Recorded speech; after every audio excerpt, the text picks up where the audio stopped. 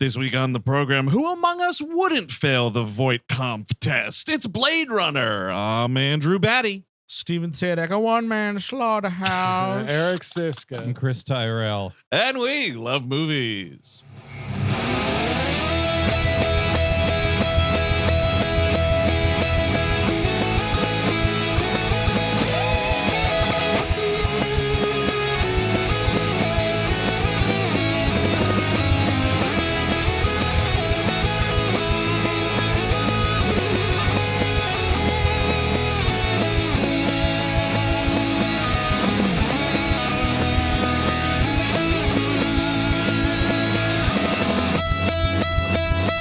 Hello, everyone. Welcome to the fine program, as always. That's right. This is We Love Movies. We're taking a movie that the four of us regard with some sort of esteem and still finding the guts to make fun of it. This week, we're talking Blade Runner. Why wouldn't I love the movie?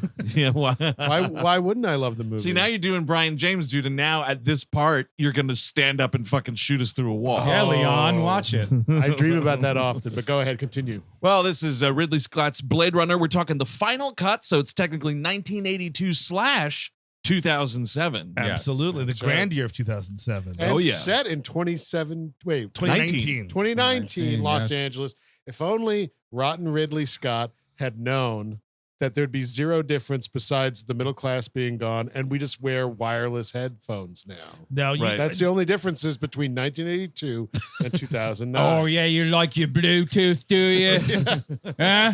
Yes, and Bluetooth sounds scary, right? Like if you told someone in 1982 they're putting Bluetooth in their ears, that's scary. Well, no, I actually pitched a movie called Bluetooth. It was about a pirate.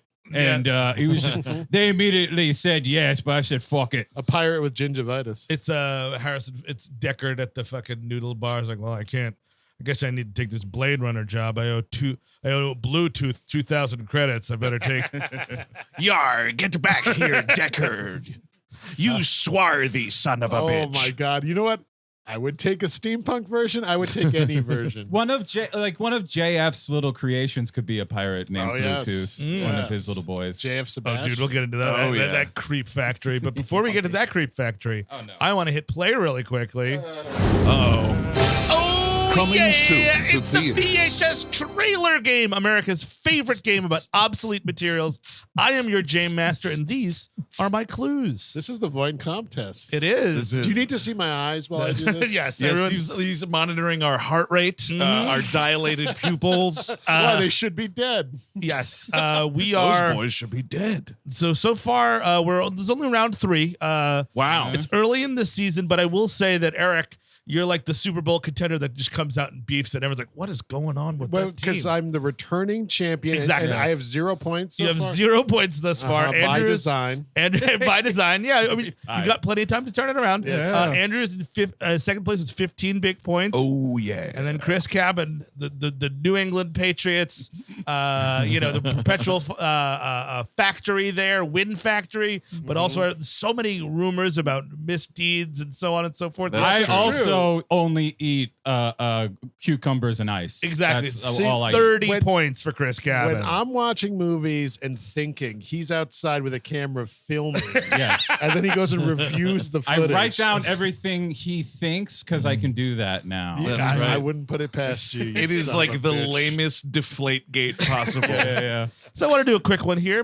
for just an FYI. This was off of a 1999 VHS tape of Blade Runner, which was like celebrating the Warner Brothers Centenary collection. Oh, Okay. sure. Okay. So now I'm kind of, it doesn't matter for the trailers, but if that's 99, because 92 is when they did that, like, okay, but not great director's cut. Yes. Like when that came out, like Yeah. Rotten Rid, like wasn't crazy about it at first. And then he You like, fucked it up! well, they did it without telling him. It was some like work print. And they were like, Right. here's the director's cut. And he was like, excuse me, the what? How do you have the fucking directors coming at the director? Because there was the work print and then the director's cut after that. I think he changed a few things from that work print. Yes. I remember There's so many versions, folks. We're not going to go through them all. I remember seeing this cut though at New York Film Festival. Sorry, Game Master. Yes, but Wait, just quick, what's going on? we're doing I thought we were talking about Blade Runner. No, we shouldn't talk.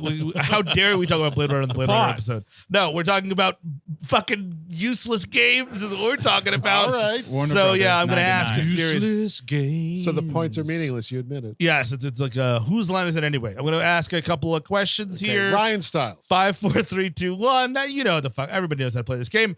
All right. FYI, also, since it's a centenary collection, I'm going to give you the year the movie came out because Okay. it's good. That makes sense. Because Yeah. basically what I took was like they have like some jack off montage about like, look how great Warner Brothers Oh, yeah. was. Oh, yeah, So I yeah. just Let's took get sucking ourselves. Exactly. Was. Oh wait, real quick. Let me shoot up my VHS trailer game Steroids.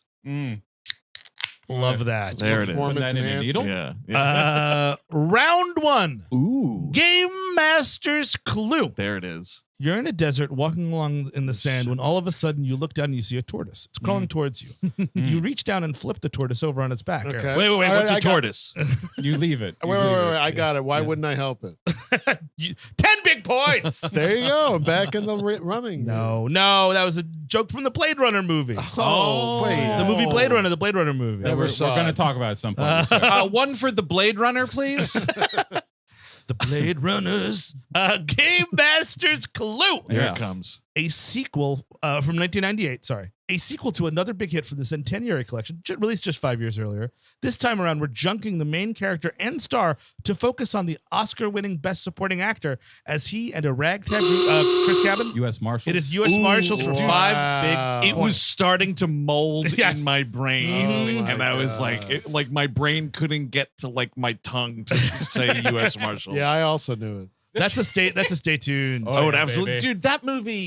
That movie tells you everything you need to know about what you're going to watch because it starts with Tommy Lee Jones debasing himself in that chicken costume. Oh, yeah. We The gotta la- do that. The last time we were on tour, usually like I'm a little wired. I'll have a Red Bull if I'm going to go on stage. Sure. I watched like almost the entirety of U.S. Marshals in my hotel room by myself. And Oh, I did after it. the fact. Yes, at like due 2 to the o'clock in the caffeine. yes. Oh, yeah. Uh-huh. It's a terrible film. Love that hotel TV. Oh, I miss it. Living for it. Round 2. Game Master's Clue. All right. Tell me about your mother. No. Game Master's Clue also from 1998. A remake of a German classic from a decade previous. We're amping up the romance in the supernatural love story, losing some of the existentialism, swapping it out. Andrew Jupin. City of Angels. It is City of Angels for Wow, 5 big points. nice. We're swapping And out. I don't want to lose the VHS trailer game because I don't think the fans would understand. I'm deciding to not participate. I see. As a Okay. rule, I'm taking a knee. I Okay. see. Yeah, it's a Protest. it's a dude. strategy, is what it is. Eric Siska took a knee on the VHS trailer game. What's going on in He America? doesn't respect the VCR. You stand for that VCR. Make him unemployed. The end of that clue was that they swap out a 70s TV cop in a supporting role for a 90s TV cop in a supporting Dennis role. Franz, that's Yeah, right. For Columbo. Oh, that movie's so Wings of Desire is so good. Incredible film. Yes, yeah, gotta clarify there. As opposed to like Dennis Franz just eating sausage, like, hey, Nicolas Cage, this is what you're gonna look like if you want to come down here, look like me. Nom, nom, nom, nom. Hey, maybe you be my Renfield, huh? Maybe I be the fat Dracula, you be Renfield. I'll tell you what, I went through the entirety of the Psycho franchise, piggybacking on the episode we did.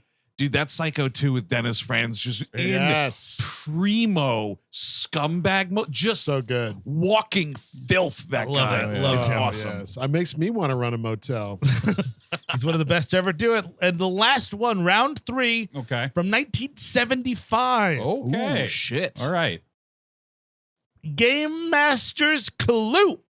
An American classic AFI shit that finds our rebellious hero and a group of misfits played by a character actor who's who that featured 2 Taxi alumnus stuck in a battle. Chris Cabin. One Flew Over the Cuckoo's Nest? One Flew Over the Cuckoo's Yeah, Nest. there it is. Battle of wits with a tyrannical nurse. Bonus points for DeVito and Lloyd as the Yes. taxi alums. I'll add those myself. Don't worry. I don't want to bother anybody. I'm just, I'm sitting out for political reasons. I see. think there's a lot going on in this world. That we shouldn't be focused on trivial games. It's complicated. It is. okay? It's very No, complicated. Yes, Just of like course. the VHS trailer game. And which just is- like it's the an movie. It's an unwinnable scenario. It's Kobayashi Maru. Anyway, go ahead. Just like the movie Blade Runner, I was going to say. It's a very complicated film. It's very complicated A film. lot of ins and outs, mod. Guarantee you there was a couple of people at the end of even the original theatrical version, which I've actually never seen, saying, did anybody get it? Oh, for sure. The theatrical version, not so hot. The theatrical version is like for the dumbest among us. Is it really? Okay. Because that's where they have like a ton of really bad, like badly written and like the best he could perform it voiceover from Harrison Ford. Oh yeah, that's rough. Talking about all this stuff in place of the scroll, which is like the scroll at the beginning of this is everything you need. Yep. It's all the information. Here's what replicants are. Yeah. We send them off world to explore and do mining things and blah, blah, And blah. not just the scroll, just like the end when Roy Batty's going down, he's just like, I never understood now why he did that and let me live. And then he let the bird go. Yes, And you're right. And then I think he drives Isn't off. that emotionally complex? And then we Next page. shots of him and like Rachel driving off, and it's like, oh, and another thing they actually made. And another thing being handed to me. Yeah, they made it so that she can live like normal, and now we're gonna have normal life. Anyway, goodbye, everybody. Yeah, they finally like go north. And Yes.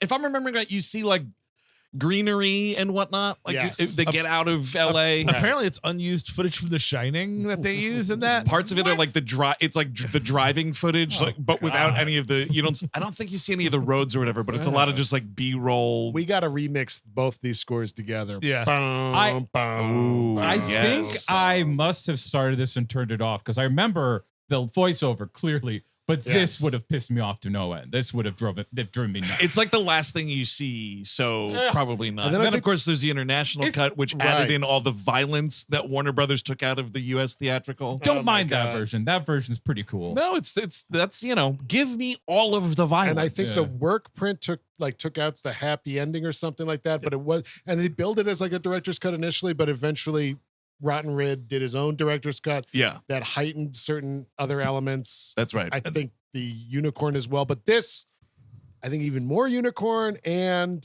obviously this is better. But They not, also- not too much unicorn, though. No, they also refilmed the Joanna Cassidy's death scene too. Yes, because the stunt double was visibly noticeable in the original versions. Which is, I mean, it's one of those things where it's like you watch this final cut and it's like not all, but a lot of the time what I was thinking throughout it is like, man, how did Lucas biff those special editions so hard when like this is how you do it? Yeah. Like the final cut is not only Rotten Rid's, or this is a Royal Rid movie, we should say.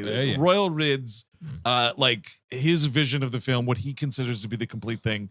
It's the Andrew Jupin complete feeling also here. Sure. Like this is the best version, hands down. I And I think agree. it's also at this point the most accessible, which is why this is the one we're talking about. Not that like the story's any real, like I think the conversation probably would have been pretty much the same sure. either way. I They're mean, all this is the good one except that's- for the first one. Anyway, This is the. This is the main one on 4. When you get the 4K, it says the final cut, right? It's Yes. The that reminds me when I ordered illegally this off of the internet way back when I just became unemployed, but I had $70 to burn. Some guy was like literally on a message board was like, I got all the MST3Ks if you want them. And I was like, $70, dude, send them to me. This guy sent me a binder, not a binder, like a box full of unlabeled Yes. DVDs that I, because I was unemployed, painstakingly labeled for the next 2 days. Yeah, of course. You now- remember that, Chris? Oh, You yeah, of remember course. that project. It's a beautiful time. that's back when you were doing something with your life. Yeah. After all of that hard work, dude, can you even tell me where those DVDs are right I still now? have them actually. Yeah, No, they get still outta play, here. You spinning them? You spinning them? Because some of them are not available. Look, actually, Right. now we're in a golden age of that, where a lot of them are available via Shout Factory or wherever. Yes. but not everything. Yeah. And Is so- that right? Yes, I got. Are there any of your faves that are missing from the Shout Factory releases? Oh, it's a great question. Because Shout Factory, I'll kiss their ass for a minute. Those folks do a great job with fucking everything. They do. Fuck, you put me on the spot. Yeah, there's 10 big points on the line. Well, that's fine. Yes, but yeah. I didn't know that. I Yeah. thought it was like a definitive, Yeah. Now all of MST3K is For a on while, Merlin's Shop of Mystical Wonders wasn't available, and now it is. That's a big one. Yeah, that's a big one. So that was something that we were spinning quite a few times. Oh, I like that. I mean, the secret spice to this is that, of course, the Shaw brothers are involved. Are yeah, they? Sir Run Shaw is nice. like credited in a thanks at the beginning when you see that logo that's like the Ladd Company with Sir Run Shaw. Yes. Alan Ladd Jr. And apparently they put this out on like theatrically they released it like May 25th because Alan Ladd Jr. thought this was, statistically like great luck because Star Wars came out on that day and something else came out on that day. Well, you're fairly close to Memorial Day weekend. Yeah, I guess that's the thing. It's like, the weekend is good luck. But it did okay, I think, the first weekend, but wasn't like a sensation. I think the sci-fi nerds really came out in force, but after that, it didn't. I mean, Well, E.T. ate his lunch, is what I understand. well, yeah, probably. If that came out the same weekend, yes, it did. That little fucking Reese's Pieces muncher just eating God a Blade damn Runner's him. lunch also, son of a bitch. Damn him to fucking hell. Well, Henry Thomas was just such a pull at the time. I mean, everybody was just running like Henry Thomas. No, the puppet was the draw, dude. Spielberg. People love puppets. Hey, also, because this movie looks incredible, and what a wild connection here. Shot by Jordan Cronenwith, The King. who also did fucking Stop Making Sense. I mean, among a shit ton of other Amazing. things. His son is Fincher's guy now. Oh, is that right? Jeff Cronenworth, who did Social Network, Gone Girl. Oh. He was in the camera. He did like the last couple of movies that Jordan did. Jeff did. He was a camera operator. I got it. Oh, interesting. And then he started. I think he was a camera operator on Seven. And then I think The Game is when Fight Club is when he started shooting regularly with him. Oh, okay. All I could say is because of the cinematography and because obviously this is the vibes are out of control. It's Oh, yeah. Literally, Oh, yeah. I wanted to jack off to the font when I looked. When the scroll, it's just such a considered and like very cool because it's not like it's not a Star Wars font. It's not a very flat. It's not flashy at all. The serifs are all over the place. I mean, really lovely, really beautiful font there. Yeah, I'm going to need the serifs to be all over the place. We're doing this for the Queen, okay? This Royal Rid talking, not that fucking piece of shit rotten. Right. And is he knighted now? What's the deal on that? I believe so, That yes. sounds Good right. I think we got a for Sir him. Ridley Scott. Yeah. Once you get to 65 in the UK, they give you a knighthood, I think. I think if you're a filmmaker, though, all you got to do is direct like 10 movies. It's like a fucking sandwich punch card. I still didn't give it to Terrence Davies. Fuck him. Is that right? Yeah, fuck him. Well, the Queen couldn't stay awake during his movies. That was the problem. Well, there. yeah. Well, she died, and that's good for her. I mean, Wow. I'm sure Ridley Scott probably did a little I'm bit sure of a she's dance. watching a bunch of Davies movies in hell. yes. No Popping more, on. please, no more. Here's benediction for you. But yeah, so we are explained what replicants are very clearly. That they, like Andrew was saying, that they do off-world stuff, which is the off-world thing being as vague as it is so interesting. I to love me. it so much. Yeah. I love it so It's much. good. Like to have a movie where in the world there is like interworld space travel, Mhm. and we're advertising like literally like for a hefty sum you can move off world and whatever. To not show any of that is one of like the sexiest sci-fi teases It of is. all time. It's really cool because it's about people who come back that aren't supposed to come back. Right. In the novel, the Philip K. Dick, Why Do Androids Dream of Electric Sheep? Yes. The off-world colonies in that are like because the world got nuked and World War Terminus, WWT, Ooh. and they make it very easy for you to get off-world. They even give you an android, a replicant, Oh, really? as a servant or whatever. Nice. Ooh. Once you get out there, I'm So- liking this. I'm liking this Right. plan. Let me get one of them Daryl Hanners, and I'll be off on my way to Mars. Yeah, but the book is very different, and I think it's good. I think it's good to adapt things and change some stuff. Oh, yeah, of course. The like tone have is liberties with it. the tone is not nearly. I mean, like Philip K. Dick's humor really isn't here. Like I like the way that it gets, but like that was the thing about Dick is that was in everything he did. It was very funny, like very working class. Like he talked about like Exactly, what yeah. cigarettes cost And- and like and, like- what the new Oh, stuff okay. like that stuff was. Deckard have to like, oh boy, I'm never going to impress my put upon wife or whatever. Yeah. Like he's got a wife in the books, and Oh, it's not, interesting. and it's kind of like Oh. not going well. And there's a whole thing about like after the war, like every person had to have an animal to cultivate because they're all dying. He has sheep he inherits from someone. I forget if it's his parents or his in-laws who go off world. They give him a sheep. It eventually kind of dies, and he doesn't have the money for a real sheep, so he keeps up appearances by having a fake sheep, which is sort of like when you get into this movie, you have the fake snakes, you have all these replicated animals. I love the fake howl. Why. That Tyrell has. That's great. But I mean, I think that I'm usually, in terms of adaptations from books, anytime the author is like writing the screenplay, my eyebrow goes up a little bit, and I'm like, that's probably not a great idea. I usually like there to be a bit of a divorce there, because I think that a movie should be a movie and a book should be a book. We had so many complaints about people being like, the book was better. Sure. The book was better. So now I feel like every adaptation has to be like literally the book, and that's boring. It's not even that the book was better. The book was popular. Yeah. Like right, that's all that matters. Is like, well, it's the popular thing, so it should be exactly like the popular thing. The one time that worked out was Gone Girl. Yes. Gillian Flynn had a great script. That's so funny because for whatever reason, Gone Girl was what popped into my head, and I was about to ask, did she write that screenplay? Yes. That's pretty solid. And I will say, good for her for being hip enough to like be willing to change to diverge from the book. Do a few things, which is pretty cool. Yeah, because that is an exception to the rule, but that is an excellent screenplay. I mean, I wince every time someone's like, "Oh, it's so good. They got it like the book exactly." I lose my mind. Yeah. I'm like, just stop it. It's supposed to be a different thing. It was literally my biggest hang up about No Country for Old Men was that it's exactly the book. Like, is that right? Note for note, it is the book.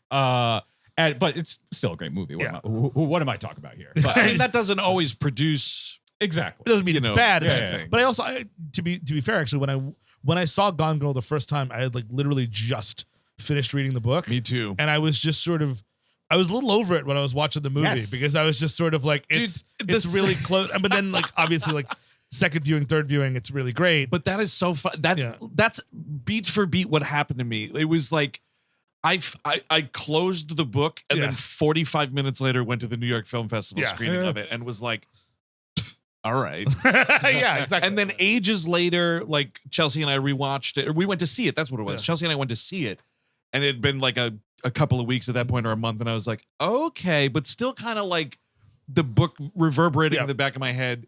And then like ages later, I bought the Criterion and we watched it, and I was like, no, this is excellent. Yeah. I can't imagine like watching something and have that be like an exciting thing. Mm-hmm. Like, because you're sitting there with a scorecard. Yeah. Well, yeah, I guess that's the thing, is because you're just being like, I know that. And I know that. And I know that. Right. That's true. It gives nerds a lot of license, which you don't want to give them. Which I mean, just because it's a We Hate Movies episode, Zack Snyder should catch some strays. And that's what always kind of bugged me about 300 was it would be like, oh my God, he used the comic as a what do you call it there? A storyboard. He didn't even have to think. Exactly. It's like, all right, then that's like kind of like, exactly. Take that somewhere. Do so. That's why I think Watchmen's much better than 300 because he's thinking about stuff in that at least. Although what's funny about that dude is, and shame on me, I guess, but I remember coming to that movie being like, oh, well, it's nothing like the comic. And just like turned my nose up at it.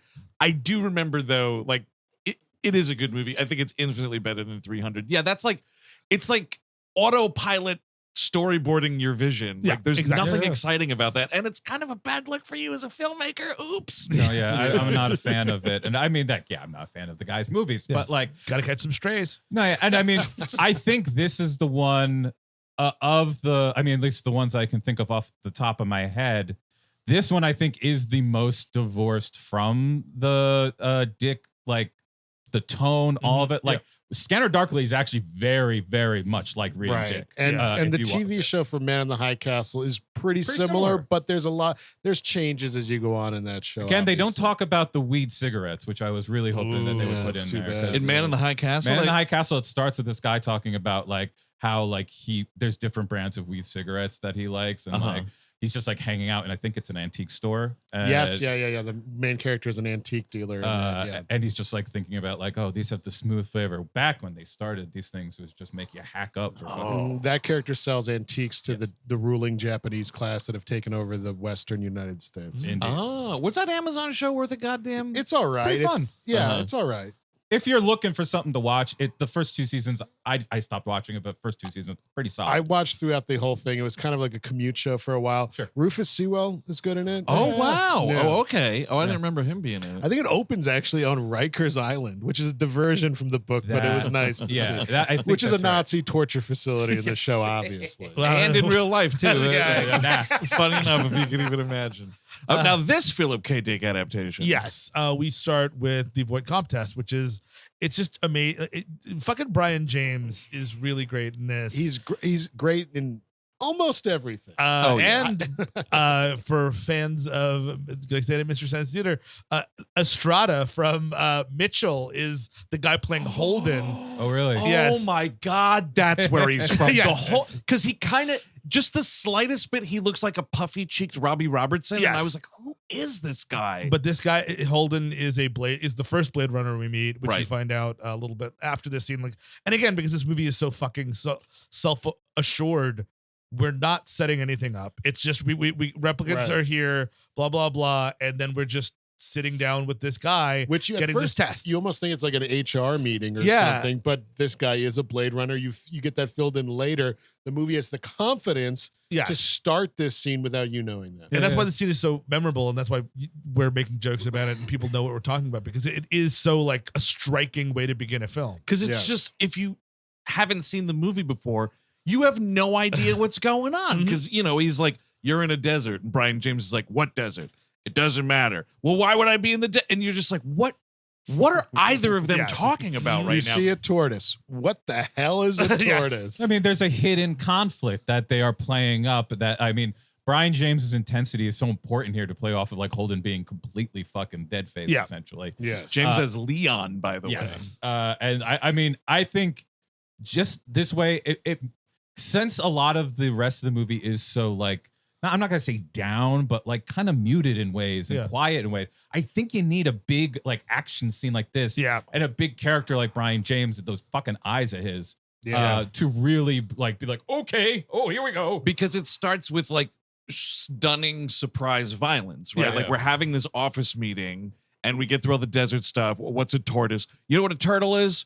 It's that, like that kind of shit, and it's kind of funny, and you're sort of like lulled into this, all right, like this is weird, but whatever. And then he's like, oh, tell me about your mother. And Brian James just is like, oh, you want me to tell you about my mother? And he just stands up and fucking shoots this guy. Like, well, because he knows he's already got a C- on this thing, and the next question is gonna fucking sink him. Well, pay attention. VHS trailer game. I might do this. I already know I got a C-. I might just shoot you. Well, dude, they talk about this later when Harrison Ford gives the test on Rachel, on Sean Young's character.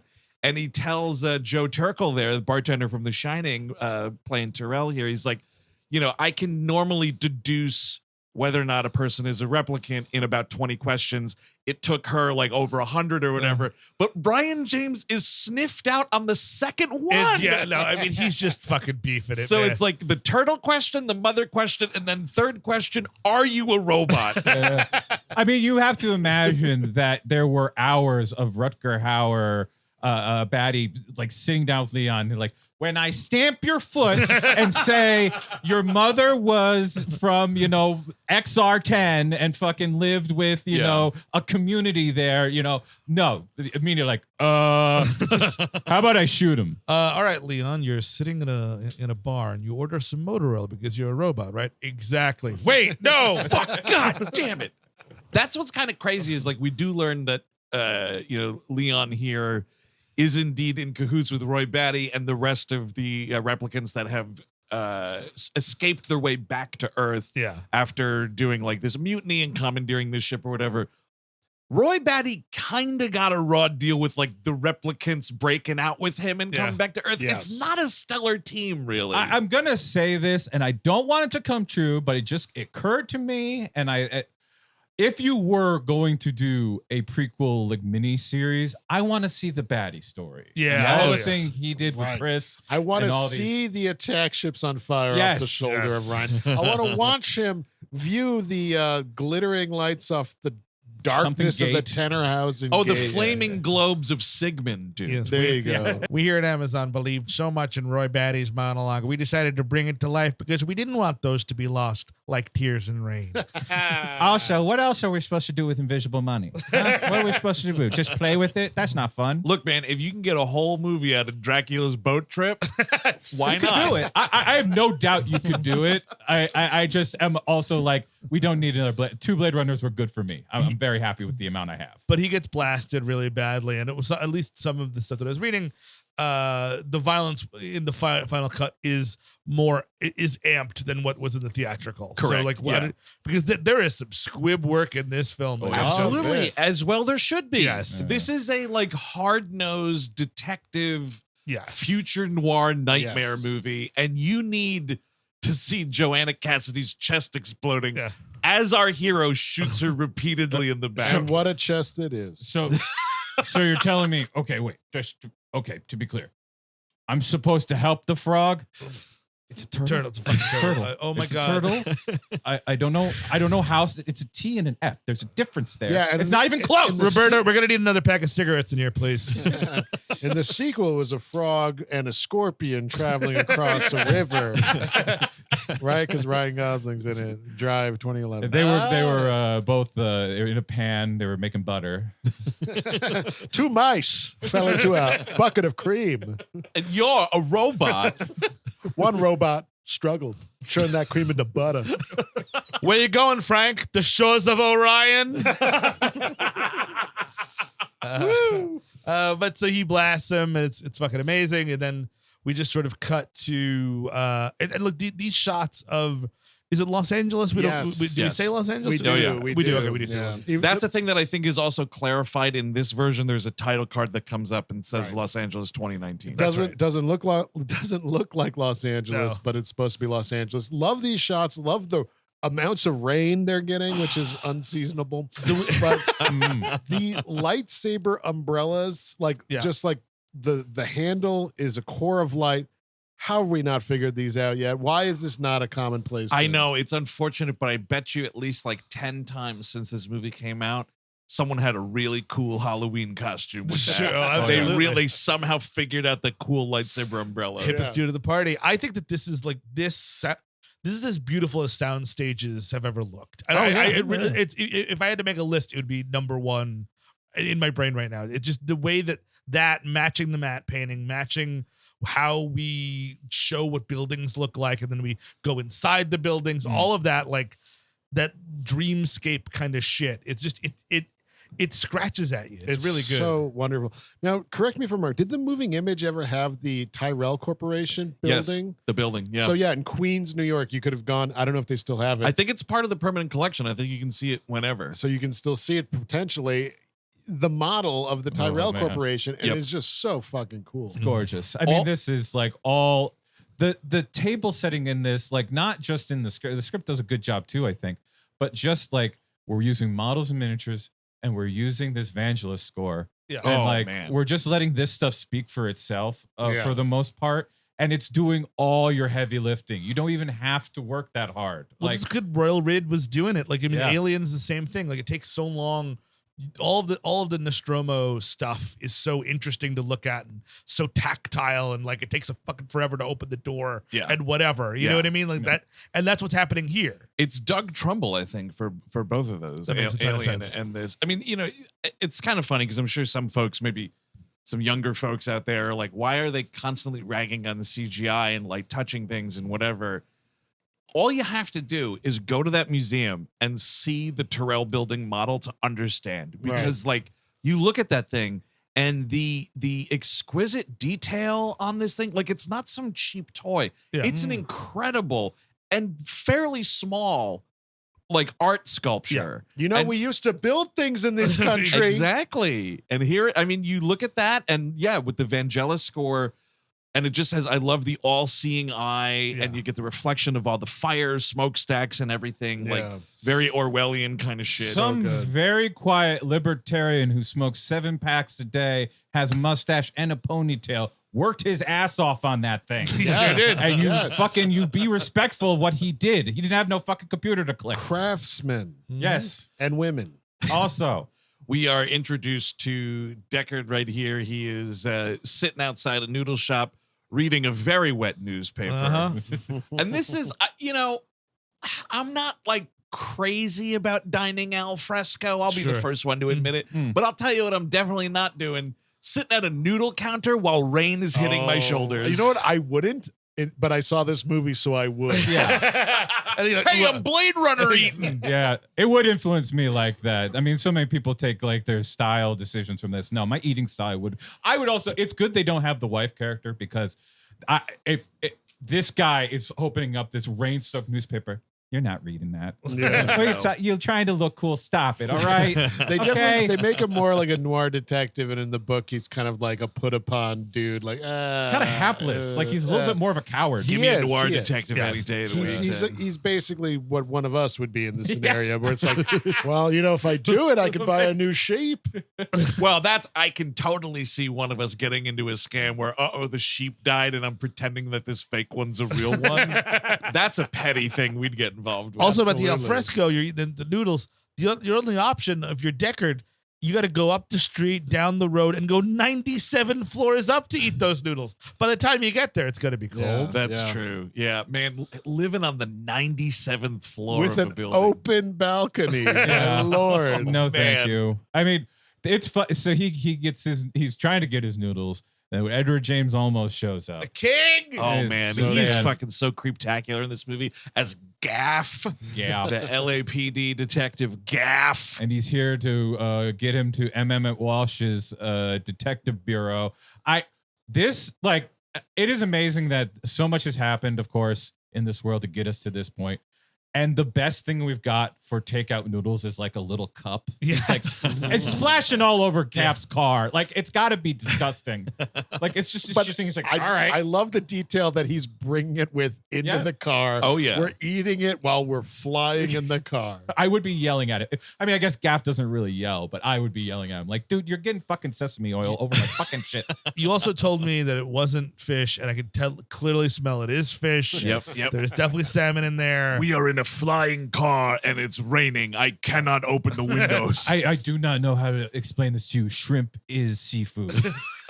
Don't try to get around it. Yeah, I understand it's not a real kind of fish, but fuck, it stinks in here. God damn it. I have to get this detailed. I love the flying cars. So And again, good. it takes fucking forever for this thing to take off, which just it adds to all this drama of the space. It really does. And just seeing like all the steam pour out of it while it's taking off, it's really incredible. It's also an interesting thing of like the technology's not like too polished. Like you're still looking at this cop car like ascend and like while yes it's cool, it's a flying car, it's not as flashy as like the Back to the Future 2 flying cars. Yes. Right. Well, And this came first, right? Before BT. Correct. Yeah. Yes. Well, because that's, I mean, like what one thing that is a very big pull of it is that it has like a machinist's point of view, like the guy who actually likes building these things, Right. is what the sense, like a lot of, I'm not going to, I blame Steve Jobs for quite a lot, but I'm not going to blame for everything. But Sure. like a lot of what like has happened since like the iPod and the iMacs came out was like,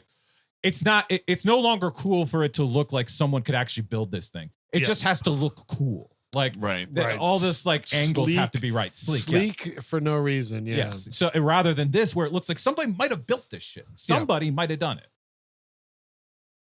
Right. Somebody who's not a child in a third world country. Also possible. Exactly. Yes, Yes. yes. We meet Deckard's ex-boss, Emmet Walsh, Bryant. So good. Young Emmet Walsh, man. This is like, Yeah. Dude, but it's also like not that young. No. And Of course you're- not. And not, like I don't want to curse the guy or nothing, but I'm just like, how still? He was born 60 years old. He was. It'd be cool if he Benjamin buttoned and suddenly he was younger now. Oh, That hey was there, we unsettling. hear movies. Now I'm 7 years old. Hey, I'm gonna shotgun a beer. I'm on TikTok now, everybody. I'm on look at this dance. Maybe it'll get me on the Tonight Show. It was that one blissful 2 weeks Mhm. where we and Emmet Walsh were the same age. Oh my god! And then, like ships in the night, we Uh. kept getting older and he kept getting younger. And we never had sex with him. Why the fuck? Why is there a baby's photo on the in memoriam? Emmet Walsh? What? the fuck? I swear to God, if Emmet Walsh is fucking Farinaed ever, assuming he dies, which you shouldn't. He should not ever die. I'm fucking right. Yeah, if they Farina him, they got something coming to them. Because he's great in this. I mean, and it's his character kind of disappears, which is fine because he serves his purpose, which is to just underline how uncomfortable this profession is. Yes. What we're talking about, which and even in the script or the what do you call it there? Scroll. The scroll is, it's this, when they get executed in the street, they do not call it execution, they call it retirement, which is tells you everything you need to know. I've got 4 skin jobs walking the streets. Yeah, don't be an asshole, Deckard. I got 4 Which I love that. jobs. Yeah, a little slur for the replicants. Yeah, give me a skin job, baby. Oh yeah. Aren't we How much is reusing that? Skin Job in Battlestar, Eric? I believe. Oh, so. I think you're probably right. Yeah, I mean, this movie, Oh.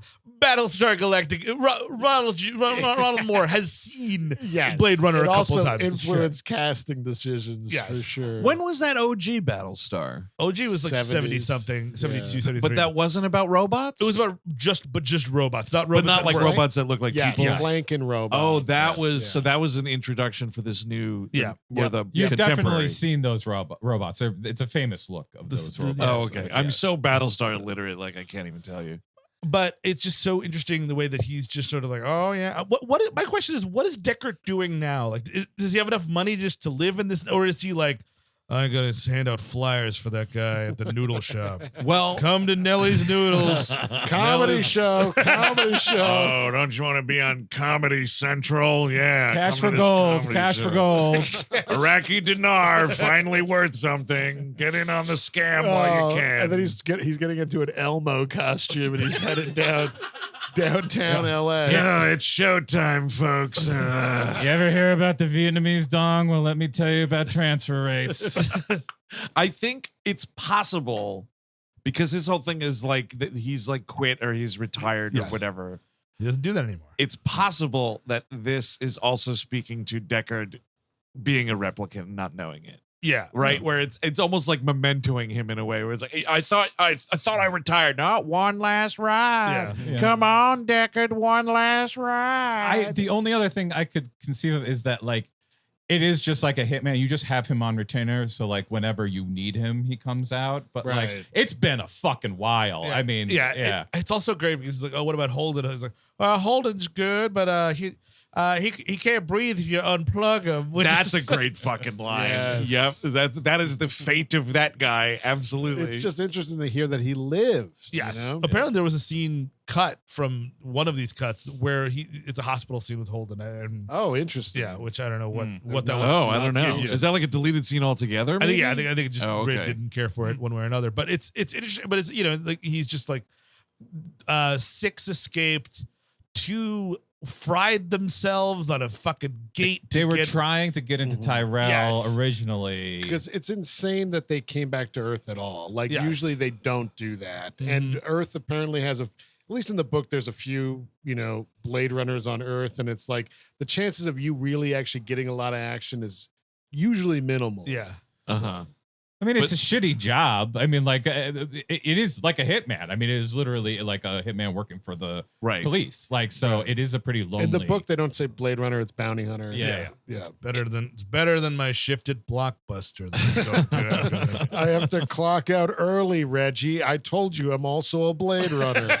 Look, you can find someone else to make the foot-long sandwiches for the next 2 hours while I go do some blade running. Would you like to have that in a commemorative Black Widow popcorn tub? Okay, I'll pre-make some turkey sandwiches, but then I have to get Blade running. Listen, what do you want to be more, Deckard? Do you want to be a Blade Runner or a sandwich runner? I want to know. Where is your heart? 50 cents more for free refills. That is the Los Angeles 2019. It's called DoorDasher. Yeah, exactly. And it's dystopian apocalypse. Oh, yeah. Much worse than this vision. Everything went wrong. Jared Fogle runs a fucking county out there. Oh, no. He's got a sandwich apocalypse community. We'll see. No schools in that county, I'll No, tell you. no, sir. All adults. He's and got a pissed. second act coming to him. We'll No, hear I more mean, of- As prisoner I was gonna say, X57. Being murdered in prison. That's about it. I'll tell you what, I think I mentioned this before. We're going through The Nanny as part of our like watch an old sitcom while we eat dinner during the weeknights, and there is Fran Drescher makes some like Jared Fogle reference. Whoa. And it's like something Jared from Subway, and I was like, you have no idea. That must be late in the run, then, Yeah. right? Yeah, I think it's like 6th season, the final season. He got like, but if you remember, like that place did not take off until he took off. They were like intertwined. He built that place. He really like the way I was eating Subway long before Jared Fogle. Just fucking you told me kept to. it in were. business. You kept it in business before Jared came and but there saved weren't it. fucking 6 of them on your block like Maybe there that's is now. Maybe that's true. So you're saying that Jared Fogle is an underappreciated character, Chris? Is that what you're saying? What He's else would I underappreciated? be saying? Okay, Would got I it. be saying something mean about the man? I think he's been punished for his crimes, Stephen. I don't know about that. Maybe not enough. We'll see. But so yeah, he's like, then he gives him a drink, and because it's a noir. I mean, like, and that's the thing. It's like this. You said it, Andrew. It's a nightmare noir. It's like a nightmare. Sure. It's a nightmare noir, and the sci-fi only gives not only, but like smartly gives its existentialism. You know what I mean? It's like that's where the sci-fi comes in. It's not the sci-fi isn't like, oh man, look at all these robots. It's like, yeah, sure, but like, what is it to really Right. live? Those are just the conditions in which Yes. we're working. Exactly. Right. And that's like part of Royal Rid's thing. Like I was listening to a little bit of the commentary, and he talks about like when he does sci-fi, like he tries to make it as grounded as you possibly can, so you're Good. not like distracted by fantastical stuff. And that's what's going on here, way more than Alien, because there's a fucking alien in that movie. But this is like, you can imagine, and I mean, now in 2023, you definitely can. You can imagine sentient robots fucking talking to you and whatever, and it doesn't.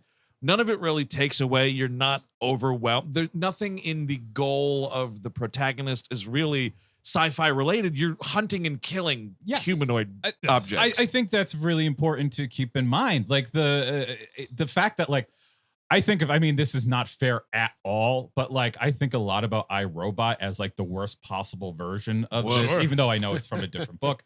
Wow,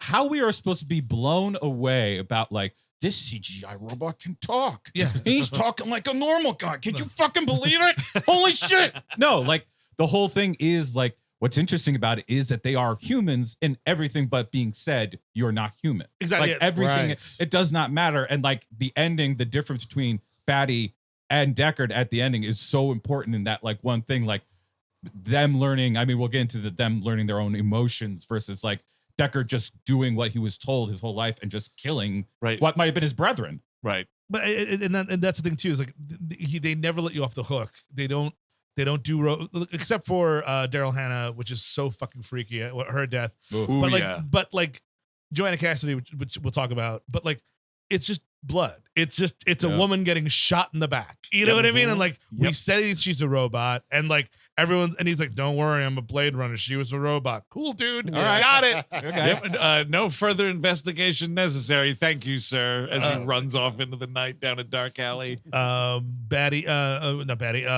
Emmet Walsh brings Deckard into. We gotta watch this fucking Voight-Kampff Test. real quick. yeah, we're gonna watch a part of the movie everybody else saw 5 minutes ago. Oh, this guy, watch him beef this question. He doesn't even know what a fucking turtle is, man. stupid guy comes in. Oh, I knew he was a robot before he said anything. Oh, Dumb look moron. how he's robot walking here. Oh. Tell right there. Oh, okay. All right. In their world, a mother is half of what creates you. So you would have one of them and a father. So Servo Matrix was your said. Ah! All right. So you're saying when they ask me about the mother, that's when I shoot him, right? Yes. You know what? Yeah, that's fine. You know what? Shoot yourself. Dude. Sounds great. In this tape, we also get some footage of Roy Batty here. We learn that he is a Nexus 6 level replicant.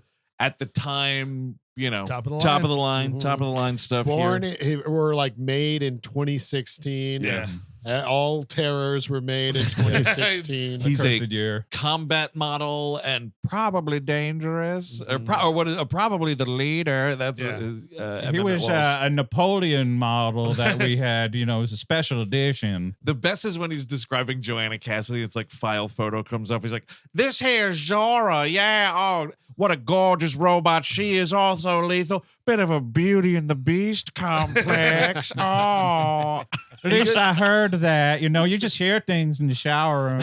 Yeah, and then that's Daryl Hannah, just a standard pleasure model. They call him that. Yeah, just he gives hand jobs all the time. yeah, it's a sex robot with a chip on her shoulder. That's why she joined the gang. A pounder 8. Designed for military pleasure clubs. Oh, It's like, yeah. Jesus Christ. I don't want to know about the off-world military pleasure club. Can we just remove her emotions if that's the case? That'd Like, be you know what I nice, mean? Like, yeah. just like, hey, man, why? Why was I programmed to feel pain? Like, I just. That, if you're getting gangbanged by the Generals Club, it's like, you know what? Let's just remove this thing. Well, and so that's what Emmet Walsh is talking about here. Is I don't know why it's a little expository because I don't know why he's reminding Deckard of this point, but it's like, oh, if they realize like if they live too long, they learn how to develop emotions, and that makes them more dangerous. And this is where he introduces a very important plot point for these replicants. They're now all designed with a 4-year lifespan. And Right. after 4 years, they just kick off. That way, there's no danger of them, outgrowing their programming and become something more. It also looks like they get a pretty nasty case of arthritis. yeah. That's mean on its own. Just have them die. Arthritis and turning into like white ceramic color. Yeah. As we see going on with like Rutger's arm at the end of the movie. My android blood is running out. And Almost here is doing an origami chicken. Yes. Yes, very Yeah. important that Gaff does the origami statues here. He in does. the movie. He reprised his role in 2049, I believe. He's like a real quick cameo. It's a brief. Yeah. I haven't seen that movie since I saw it in theaters. Ditto. Yeah, it's been a long time So for I'm a me. little fuzzy on it. Hopefully, we don't have to skew too far into it because I don't remember too much. I remember really loving It's a it, good but movie. I've never. That's a good movie. I Really haven't found the 2 hours and 45 minutes to really sink Sure. back into it. It's quite which a lot. I have to say, for this final cut, 1 hour and 57 minutes. Thank you, Royal That's all I Red. ever needed. Beautiful. Oh my God. He gets he goes to the Tyrell Corporation to meet with Tyrell. Yep. He also wants to just see if this Voight-Kampff testing works. He wants to try it out on a robot, and we meet Tyrell, who is the Lloyd from The Shining, of course. Man. Joe Turco, rest in Late. peace. Yeah, late. Fucking great in this. He got farinaed. Oh, yeah. What of He course. the did. That's fuck? right. Yeah. Yeah. He Yeah. just died last year, right? Yeah. Holy Yes, sir. shit. Yeah. You know what? We got to go to the academy. We were I there. think. We didn't get to do it. We didn't get to do it because 2 of us got fried getting in. We wanted to see Eastern Condors. I'm sorry. There were 6 of us. 2 dudes got electrocuted, and then I was finally like, you know what? Let's just watch the movie. Yeah, then I was like, let's get noodles. Those 2 guys did not get to see the Sammo Hung retrospective, sadly. Oh, beautiful. And introduced Sean Young here. This is when, Sean Young, especially with the haircut and the whole thing, like Mhm. you see all of this influences. The influences this had on anime, and I think Oh, probably man. both. That kind of probably goes both ways a little bit, is my guess. Yeah, I would Very think so. early. I mean, like manga for Yes, sure. exactly. Yeah. Like, just like her haircut is like Yeah, very yeah. like that kind of. It's a very 40s. She looks like she has Joanna Cassidy's haircut from Who Framed Roger Rabbit. Yeah, totally. Yeah. Funny enough. Yeah.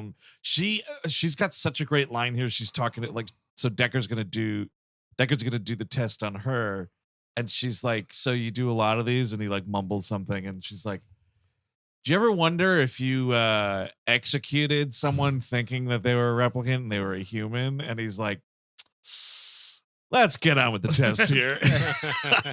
Look, we'll have a different movie to think about that Yeah. one because that's a pretty big boy right there.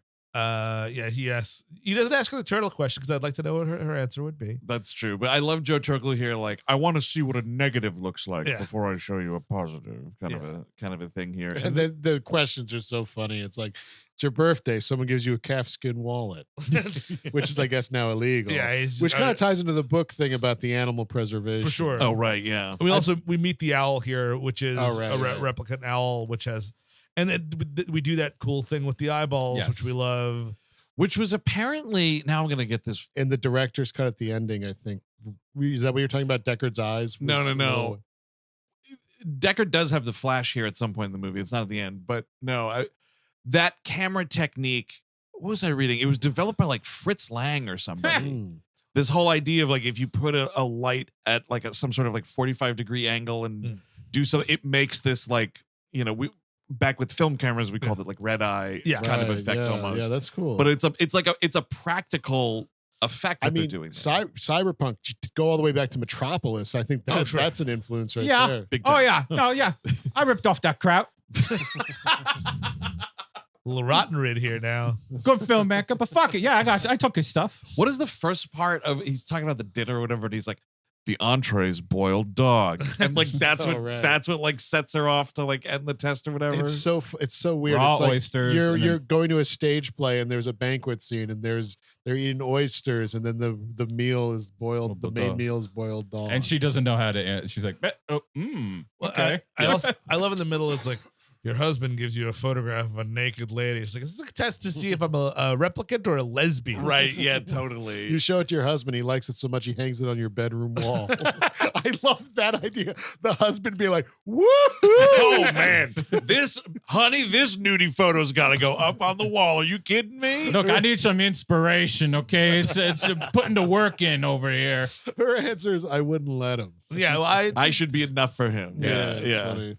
The orange and green. I remember the spider thing because he brings it back. You spend a whole summer watching her build a web, and then you notice one day there's an egg in it. Do you eat it? I don't know, whatever it It is. just bursts open. Now this is where Joe Turkel here, Tyrell, says that he's trying something new out with Rachel. Oh, Rachel, why don't you go get us some coffee? Yeah, could you?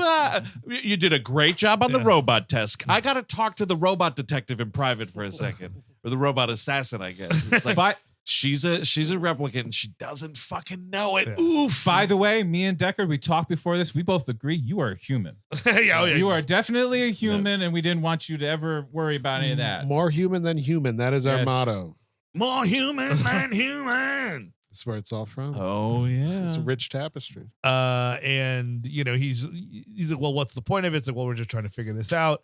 He doesn't explain whether or not she has a life expectancy thing. We don't say that here. He doesn't. Yeah, he doesn't mention that. But what he does say is that in order to trick them into believing that they are people, they are filling them with artificial memories from other people. In this case, very weirdly, it is Tyrell's niece that she is filled with a lot of memories from, which is quite bizarre. Sure, dude. Pretty weird. Well, you got to get him somewhere, right? I mean, oh yeah, you can't just, you know. I guess you could take someone off the street, but they wouldn't have a nice life. Yeah, I mean, you want to know what kind of memories there. I also love that there's no explanation for how we're like building a memory inside a robot from like other people. Right. Like you don't see any of that. We never see the gears or the chips or anything like that. They're just close-ups human beings of eyes Yeah. in these monitors, and that's enough for me. Yep. It's for a different movie. The fact that it is the fact that they look and act human that is important to this. Yes, like that is the key to it. Like getting into that kind of stuff would have just completely sank the boat to me. So Deckard goes to Leon's disgusting hotel room. Enjoy Coca-Cola first. I actually don't mind the product placement at all in this movie because it feels like that's what that world would be. We live it now. Go to Times Square right now. Exactly. That's what it looks like. Yep. Go to Tokyo right now. That's what it looks like. Am I gonna scream about Hudson News and Applebee's and Ad Astra? No, I am not. No, so I would be a hypocrite to fucking do that. Well, that's a logical, you know, if we had a huge elevator going to the moon or whatever we're doing in Ad Astra, you know there would be an Applebee's there. But I do have to say, the worst one is Ferrari, because there's so much Ferrari stuff all over there. I gotta say though, the moon's Hudson News. How much do you think a bottle of water is? Like $50? Oh, definitely. At least. Yeah. At least. If they chill it for you, it's an extra 20. Yes, it's Yankee Stadium pricing. The pre-mixed Dunkin' Donut, Dunkachinos that you in a bottle. Oh, at least so says you might have to put out a mortgage on one of those. Dude, this bathtub that Deckard reaches into here, and it's like Leon's fucking robot bits with like oil spilled piss in the It's tub. just probably shit and oil and snakeskin, it seems like. Metal in the fucking tub. And artificial snakeskin. Yes, Deckard finds one little piece of something. It's like a scale-looking thing. This is the only time he's using a little evidence bag. He's like, yeah, I'm a detective, see? I'm not just a murderer. steals some of Leon's photographs, which are very important. Which is what Leon wanted to come back and get. Yes. Gaff is making a Matchstick Man here. Yeah, much like the Nicolas Cage film with the same name. That's what that also movie by was about, right? Also by Rotten Rid. That's a Rotten Rid. Yeah, it Oh, is. that's one of the rottenest Rotten Rid movies. That Matchstick Man. But I also love the. This is when we meet Roy Batty pretty much right here, where Yes. he goes up to Leon. He's like, "Oh, were there men in your apartment? Police men." Oh yeah, dude, that emphasis on police men. Did they get the memo? Was it, they took your precious photographs, which I love. He is so fucking. This is his favorite thing he ever did. Not shocking. No, Rutger? Yeah, that he checks out. Yeah, it's good. It's miles better than any fucking C-grade garbage action movie he put his name to. I got to get into the Dutch, the real Dutch stuff there with Rutger. I've never Yes. seen the any of Verhoeven it. stuff. Yeah. yeah, that's good stuff. Flesh and Blood. Yeah. What scene? Yeah. This is where they go to iWorld and we meet the fucking total legend James Hong. The right great here. James Hong. My God. I forgot he was in this. It's been a while since I've seen this. It's and his I was- only scene, yeah. I was thrilled to see him. If As you Chew. if you were to ask like Rutger Hauer, like, yo, you're gonna outlive that guy, right? He's like, of course I'm gonna outlive that guy. James Yeah. Hong, forget about it. Yeah, he was 90 years old when we made Blade Runner. It's like, that guy I got. You know, you just never know. Yeah, he's still 90 years old now. Exactly. And Rutger Hauer's way gone. I'm gonna be dead before James Hong goes. That's for sure. right. He's I'm gonna at laugh at my Steve's funeral. funeral. Is that the last bet you made? So we got 2 weeks on the clock. I love James Hong's fucking plug-in heat coat that he's Oh got yeah, here. man. Yes. This is one of those things where I love just like scuzzy meat and potatoes sci-fi Yes. stuff, and it's like, all right, he for whatever reason, it's not entirely explained, but like when he's making these artificial eyeballs, it's got to be super cold. So what does he do to make himself like able to work in such a cold environment? Well, he's got a heated jacket. How does he heat the jacket? I don't know, a bunch of tubes stuck in his back. These like vacuum tubes. It's so tactile, and they Yeah. grab him by it, which is Yeah, wonderful. they pull it. That's how they start torturing him. Is pulling This out the eyeball plugs. store gave me real tech serve vibes. You know what I mean? It's not the Apple store where you're gonna go and get your robot fixed No. by the Apple people. It's like it's a little cheaper. It's a little bit off. And you'll be back to them for more repairs in Yes. 3 weeks to the Oh day. yes, I once brought my my laptop to one of these guys that just said, one of these mysterious storefronts that appear and disappear in Queens. We fix Apple products Yeah. and also sell Yeah. frozen yogurt. Well, Yeah. they fixed my monitor for 2 weeks. Yeah, And there you then, go. and then it was broken. Yeah, it's like Ugh. the dentist that it's half the price and they put a Lego piece where your tooth should be. That's what I'm getting from James Hong. It's like, oh yeah, I can get you an eyeball. Yeah, I can make it fit. But no problem. Your robot broke his eyeball. I got Well, eyeballs. no, Yeah. but apparently, his work was good enough that he designed their eyes for these Nexus models. I guess Tyrell has to outsource the eye making. I just do eyes, is what he Yes. says, which is Yeah. kind of great. And he says that, for all the other info that Batty wants, you got to go to Tyrell. He goes, big boss, big genius. Yes. This is so great. This is what he said. They say, well, or you can go to J.F. Sanderson, who does the genetic. Sebastian. Sebastian, yes. Played by William Sanderson. That's why how I got William, right? That's yeah. Yes, William I believe Sanderson. so. Yes, Sebastian. Sebastian who? JF Sebastian. And then Brian James just rips this dude's coat in half. Yeah. Which you presume they leave him for dead, but also couldn't he just leave the store? Yeah. Or break his neck. Why does this little man have to freeze to death? Well, also with Brian James quietly putting eyeballs on his head. Yeah, he's and playing shoulders. ooh, look, oogie Like, boogie boogie. Okay, thank you. Can I survive, please? Yeah, it's a really cool scene. I like seeing the replicants kind of without anything else, just trying to do their own mission, which is to survive. Right, basically. and also Right. freak out the squares. Well, sure. He put, Brian James puts his hand in the frozen eye batter. Oh, right. Yes. And then Daryl Hannah later at Sebastian's puts her hand in Eggs. in the vertical egg boiler. Why don't we have this? I want this. It looks like you are just asking for trouble with this column-sized egg boiler thing. but It's it boiling looks- water splatters. But you it know, it looks goes places. good. If you know what it feels like? It feels like a bad Christmas gift. Yeah. Make an egg salad in 3 minutes, kind of a thing. You got to get craftsmen to work on these things. Why take up a burner on your stove when you can put this on your countertop and have it maybe burn down your house? The new vertical egg boiler. For $2,300, you can have an open boiling water pit. And nothing sticks to it because of the chemicals. For just 2,500 payments of $20.95. Oh, I want to. This starts the commercial. I want to make roast chicken, but and egg salad at the same time. But my burners are all being used. Well, here's your chicken boiler. Oh, God. That's what you wanted, right? You were gonna. Oh, you didn't want rotisserie eggs. Rotisserie eggs. Oh my God! Think of that. I will never not be impressed when a robot in a movie can like demonstrate to me it doesn't feel pain. Oh, yeah, I'm totally. always like, oh look, they're doing it. Oh look, her hand didn't get burnt on. So I wish I felt no pain. I think this is when Deckard goes home the first time. And Correct. And she's hiding out. Yeah, he does voice authenticator to go up to the 97th floor, man. Wouldn't you want a doorman at that point if this 97th floor is, like... To what, sign for packages? Yeah, exactly. That's exactly what I'm thinking about. Oh, Mr. Deckard, there's some packages for you. I mean, 97 floors. There's a lot of people coming and going, dude. You need more than one doorman. That's for there sure. better be more than one fucking elevator. I'll tell you that much. Like, oh, great. I gotta wait 4 weeks for the elevator. I think you're fucking in cloud cuckoo land. No more packages. They're all getting stolen. Every last one of them. Cloud cuckoo land, by the way. I like yeah, that. man. I ordered another egg boiler. Got stolen right from the stoop. I got a picture right here. I got a picture on my phone. Could you find this man? This is important. I know crime literally everywhere, but find him. Rachel, what are you doing here? This is a bad part of town. It's Cloud Cuckoo Land. He's putting up a notice in the elevator. He's like, all right, fellow neighbors, all 3,000 of you, the holidays are coming, and as we know, that's the higher time for risk of package theft. So don't buzz someone into our 100-floor building unless you know them. And on the communal table downstairs got 100 of these egg boilers. No one wants them.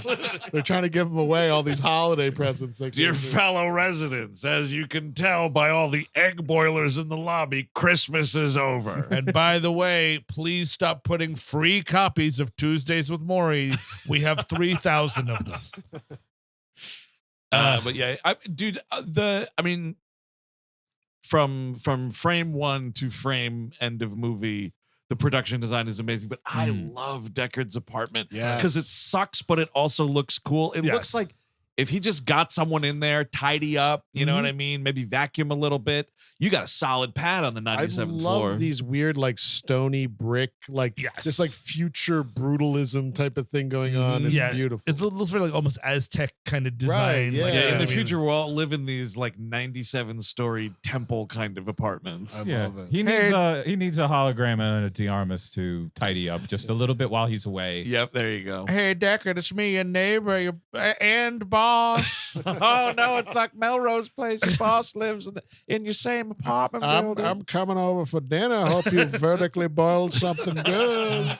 I was hearing you through the wall. We were watching Cool Hand Luke. You looking for some company? Oh, yeah. Sounds like you got your chicken boiler going. Figure we go down, drink some whiskey, eat some noodles, or eat some eggs. That's all you can do in this world. Maybe have a Coke afterwards. I assume that you like other people talking to you. Hey, neighbor, it sounds like you got a little girl over there. Thinks she might be a robot. I'll tell her. When you're done with that little robot girl. Yeah, you can have a way with her. Nothing illegal about that. Why don't you send her over my way when you're done? See, that's the thing. She's not a human. Don't sympathize. She's not a person. It doesn't matter. It doesn't matter. This sequence is so great because she comes up to him and she's like, listen, I know everybody, you know what? My ears were burning all day at work after you left. I was like, she's a robot. I'm not a fucking robot. So I wanted to come here once and for all. And just, these are pictures of my mother and me as a kid. So here you go, smart guy. And he's like, yeah, these are fake photographs. Dude, it's just right. It's like the way that he volleys this back to her is like when it's as if a little kid is in front of you and says something about Santa Claus, Yes. and your knee-jerk reaction is like, there is no Santa Claus, Yeah. you fucking robot, get out of Well, here. in this particular situation, it is the point of view of a man who never wants to get laid. Like, I would just be like, yeah, those great pictures you got right there. Beautiful family. Your beautiful. mother, you get your looks from your mother. I've noticed that first thing. It's fantastic. She's like, oh, and he's like, oh yeah, what is this? How about that memory about you and your brother playing doctor? That he took his out and you chickened out. Never told anybody, did you? And I'm gonna leave now. Yep. She starts Yep. freaking out. Then there's the other one about the spiders. She starts crying, and then he feels bad. He's like, no, you know what? I'm sorry. It was just a big joke. Okay, You are a okay, Jeroba. bad joke. You're a human being. the laziest take back / apology of all time. Like, oh, don't go. I'm sorry. I was joking. Bad joke. I know all your memories. Bad joke on my part. I do think this is one of my favorite Harrison Ford performances. It is. Yeah. It's really lo-fi. You know what I mean? Like, he's handsome as the day is long. Sure. It's a great haircut. Great. The coat we haven't talked enough about. The coat is fantastic. Oh, The it's coat's so great. I was good. gonna say my one beef with the look is the haircut. Yeah. Oh, really? It's a little too like helmety, A little buzz cutty. Yeah, just Right. like his hair should never be that short. Yeah. It looks like he used like a vacuum appliance in It his house. certainly does suck. yeah. But I do think it's good to that really does make the space between Star Wars and this. Yes. Like That's it does. true. It He dis- can't have a floppy haircut. He's a distinct look. I mean, this is Yeah. also his presumed innocent look. I think is Yeah. this as well. Yeah, I mean, like This is post indie also. Indie's 81. so. Wait, but Steve, so this is below regarding Henry for you? Yes. It Okay. is. Oh, that's a surprising one. No, it's above or regard. Oh, really? Yes. What's that movie where he like forgets who he is or something? He gets shot in the head and forgets who he is. Oh, that's And then- too bad. yeah. Sounds like a real tearjerker. It is. Yeah. It is quite the jerker of tears. Probably stay tuned. But no, I don't know about that. Man, remember, what was a great movie of his is Witness, right? Yeah. Wait, Oh, And man. it's just like he's got the test. He's like, there's a cow and you're not milking it. Why wouldn't I milk the cow? What? He's like trying to find the fake Amish. Oh, I There's a light, and I managed to turn it on without lighting a match to gas. How does that work? Your brother's building a barn. Do you help him build that barn? Why wouldn't I help him build the barn? Robot! Amish robot! Ooh, Amish robot. I like it. It's still the Voight-Kampff Test because I think those are German names. Yeah. Anyway, it actually all works out. Do you prefer chocolate bars or sugar candy sticks? I'll tell you. Tell me about your mother. Was she plain? How plain was your mother? The plainest. A great thing here, detail in his apartment. Dude, Deckard's whiskey tumblers. Oh yeah. Dude, he went to the store and he was like, give me the jumbo tumblers. Yeah. It is the So hugest glass of whiskey. He can barely hold this thing in his hand. It's like a fishbowl. I think because that is his primary occupation is drinker. Yeah, sure. That is Yes. what he does with Yeah. most of his time is get drink. He's drinking something. I thought it was the beer when he said it, but something called Tsingtao at the end. Tsingtao's beer. Yeah, but it's a huge bottle of clear liquid when it he looks gets like it. vodka. Yeah, but it looks is a like beer. some I see. crazy Yeah. shit. And I was like, okay. He's got a lot in common with Eddie Valiant on Who He Framed does. Roger Yeah, Rabbit. absolutely. By the way, so she storms off because she's like, "Oh fuck, I'm a robot." He's like, Right. "No, wait, come back. I'm not a bad. Oh wait, I am a bad guy." Oh, whatever. Here's my fishbowl of whiskey that I can drink. And then in the this scene is the perfect mixture for me of vibes of bullshit technology and fucking process stuff. The enhance the photograph scene, I could do 20 minutes on the end. It's just so cool of like being. I mean, it's also totally impossible. It's also the best version of computer enhanced, Exactly. which we've seen thousands and thousands of times. Since. Oh, yeah. And, in 43 to 36. Like you can spin it around and see every single fucking pixel. And again, it's just like it is a dude talking to a standard definition tube television. Yes. Right. With just some little video game lines on it. It's very Carpenter in that way. Yes, The way and then- Carpenter always had these amazing, like grounded lo-fi tech. and then give me a physical copy, and Yeah. it shoots out a Polaroid. Yep. A Polaroid from like what also looks like a Laserdisc player, Yeah. like a VCR or God. something like that. I love all this technology. It's so cool. It takes forever, but it's so awesome. And He finds like an image of a woman in like Yeah. the back of the photo and a reflection from a mirror, like very cool. and you pretty much this is Joanna Cassidy that he finds. Yes. My Soph was pointing out to me that a lot of the pictures do resemble like famous works of like art. Like okay. the one where he goes in on it. She showed me. I'm stupid, so I forgot what the actual name of the thing is. But like she was like, it looks exactly like the way that the guys in darkness and the arm comes out and stuff like that. And well, you could tell that's a good little so note. Yeah, meticulously crafted, this movie. Well, there's a lot of like Edward Hopper stuff going on with the just the cityscapes and like the fucking suits and like the way they hang on men in the 40s kind of way. Yeah. You know, all that kind of stuff. In like what they break up her running out and him analyzing the photo with is the introduction of Pris. Yes. Daryl Hannah in this really awesome, like just walking to this building and quickly nuzzling down to pretend like she's homeless. Yes. It's so fucking awesome. And something like the first few times watching this movie, I didn't like understand at first, but like, oh, she's playing this dude for a long time. This whole calculated, like just totally playing this guy. And here comes Sanderson right here. Dude, honestly, we don't see William Sanderson die in the movie, unfortunately. Yeah.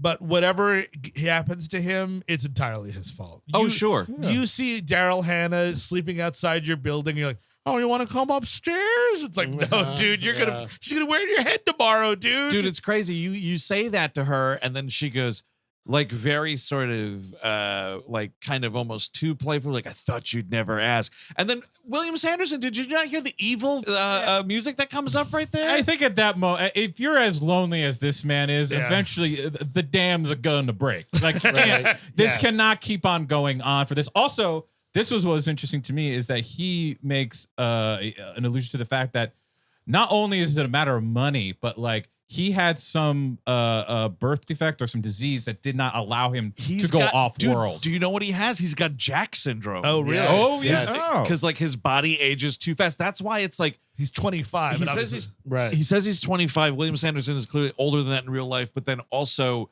they have age makeup on him. Yeah, because he's got be, Jack disease. Exactly. Which they I think they have a kinship there. It's like, oh, we have the same thing, accelerated decrepitation. I don't exactly accelerated decomposition or something like that. Yes. And so I mean, I wouldn't even be surprised if they just let him live. I mean, he does do everything they want. Yeah. And I'm not sure how much Batty is like really into it. He's like, well, I got Tyrell. Do I have to kill the squirrely little southerner guy? Like, do I really have to do it? Is that going to make me feel like a big man? We're told that the answer is yes. He was murdered and left right next to the body of Tyrell. Yes. That's unfortunate. But speaking of Sanderson, there's a great 2-part Batman the Animated Series episode that I was way too young to understand, which basically just rips off Blade Runner. I think it's called Heart of Stone or Heart of Heart of Stone. But William Sanderson plays another character that creates robots. Yes. And it's a very cool. nod, wink, It's wink a thing. great cat. His face is perfect for this. Yes, even with the age, I mean, the eyes this guy has and the way his delivery. I mean, you've seen him 100 times. Yeah. He's in 100. So how about his toys, right? He's got that little guy that's like dressed like a Kaiser. Here's something. You're a Blade Runner.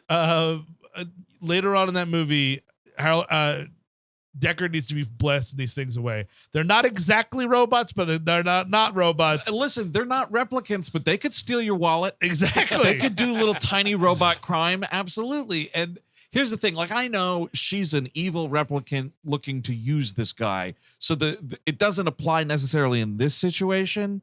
But in any other situation, if a guy who is letting you into his house says to you, my friends are toys, I make them. Yes. Turn around and walk away. Yeah. Because you're about to walk into a house of horrors, so he lives in the Bradbury building by himself. Well, it's Daryl Hannah. She got 2 feet on this dude. She's not too worried about it. Yeah. I mean, I guess that's true. Well, no, maybe not worried about this dude, but worried about whatever these fucking toys are. That's true. Yeah, it's very true. This dude with the fucking Kaiser pith helmet, dude, all he has to do is like bend over 90 degrees and run at you. All she has to do is punt him. Also, literally punt him through the window. They go in and they're like, humming it, jiggity jig. Do you want us to suck you off? No, actually not. No, I forgot to put on guest mode. Protocol C, Protocol C, Protocol C. We've got a guest. We've got. I know. We all. The moment we thought would never happen has happened. Someone is voluntarily coming into my house. You cannot suck me off tonight. Protocol C engaged, sucking off faster. No.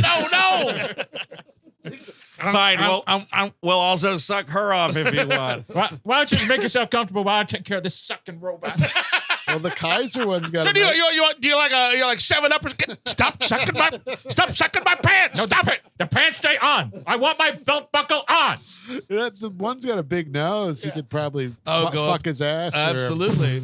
Or fuck her. Or... Do you want ice in that? Stop it. No, he just does this sometimes. Check my prostate. Sleep mode. Sleep mode now. This friend I invented is a doctor. Clean bill of health. They are eerie, and they're just like, Terrifying. they're like little people in costumes, which Sure. is what it makes it even creepier because it's like an actual person in there, like It moving feels around real, or whatever. yeah. But they have like the one guy in the pith helmet has like it's all like, he looks like fucking Sid Haig in House of a Thousand Yes, Corpses. exactly. It's just this like eerily painted white face. Because that's the thing too. Is it's one thing to have like all these little animatronic friends of yours. It's not like, no, it's all just clown shit. It's like, no, thank you. Yep. Like, how can we make these tiny little robots any creepier? Add some clown shit. Yep. Yeah. We go back to Deckard's around here, and this is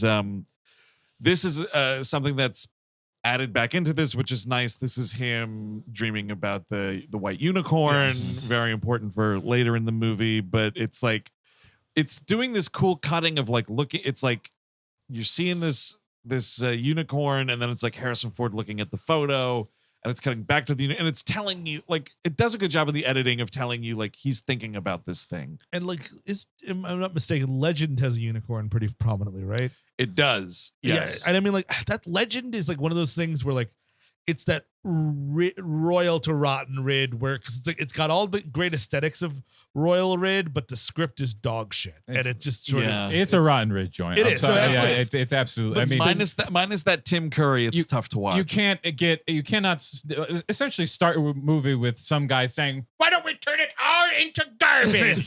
And then be like, you know what? That's a Royal Red production right there. That's not rotten at all. Man, it's been so long since I've seen it. So. It's just it's not a very good movie, but it was. The unicorn, obviously, spoke to me. I was like, oh yeah, that unicorn. Yeah, He's got I think some fans said like, oh, he was using test footage in this movie from that movie, but I think pretty thematically it makes sense. Yes, and he's just interested in certain themes at this point of his career. So why not? Why wouldn't I do another unicorn? Why wouldn't I help the unicorn? Yeah. Another great futuristic design right here. You catch the bottle shape of this future Johnny Walker Black that he's drinking. Oh yeah, it's like got a cool like base to it. It looks like a flower vase or something. Why can't we do something? Why is everything 1982 but somehow worse? Well, that's the problem. Is it's our nostalgia bug is eating us alive. We can't progress. That's a big part of it, but it's also like we were just jumping the gun, being like, yeah, and then there's going to be flying cars. Like, we just got cars. Horses were forever. Yeah. So shitty cars are just now forever. Yes. They're like the horse, right? But eventually we'll start flying, I think. You think so? Probably not in my lifetime. I don't think they'll ever allow I'm working on it right now, pedophile. That's the problem. Is all the people who are in charge of the flying car thing essentially are just con men. Yeah. All the people who are like, they're just like, oh yeah, you're gonna be able to fly, and why don't you just get up there? And then you're going to have so many people crashing into buildings. No, it'll never happen. It will absolutely never happen. Nope. Because look at it this way. Look at the maniacs that we just license every day to drive on the ground. Oh my God. So that's basically You you're should saying, see like, me. I'm going to license you to be a personal pilot for yourself at all times. Right. Absolutely not. Here's 2,000 pounds of fucking fiberglass. Throw it at a building if you want. You will never have the Christopher Lloyd annoyance of, oh, the skyway's jammed. No human being on this earth will ever utter those lines in a serious situation. half the self-driving cars are hitting people in the middle of the fucking street, And the other half are set on fire. Yeah, you think you're putting them in the air? Are you out of your fucking mind? So Deckard takes the little scale that he finds to this lady. She does some analysis here, and I love all this like Speaking of enhanced, she's looking at the little bottom side of the scale, and she's like, "Oh, I'm able to read the serial number off this thing." That's really cool. You know, and she says, "Oh, it's this. You got to track the serial number to this dude." Abdul Ben Hassan, he's the snake man or whatever. I can make you a snake. Yeah, I'll get you a snake by 3:00 this afternoon. I love this detective stuff of him going to the fish lady, him going to the snake guy who's got this fez on and everything. It's very Oh, yeah, Gardner, it's 10 for 100. You just want your normal Gardner. A python, that is going to get you in the 500 credit range. Well, you want a mongoose? Get the fuck out of here. God, ask me for a mongoose. Does it say mongoose store? Abdul, the mongoose guy. Is that what it says on my little business card here? He says that he sold some snakes to Taffy, and he goes to this guy Taffy. Taffy Lewis, man, what a scumbag this guy is. You buy any snakes from the Egyptian, Taffy? Here in the 4th sector, never. Well, because now he's at the club that Joanna Cassidy works at. By the way, anyone else notice the Friday the 13th? Well, I guess it was too early for it. It's just the hockey mask dance of sex that we get. Yeah, for like 2 seconds. go-go dancers with hockey masks. Oh, I totally missed it. And I guess it's before Jason started popularizing that, unfortunately. Just by like a year or so, I think. But I like that. That's definitely doing it for somebody. Finally, Friday the 13th, fucking sex play.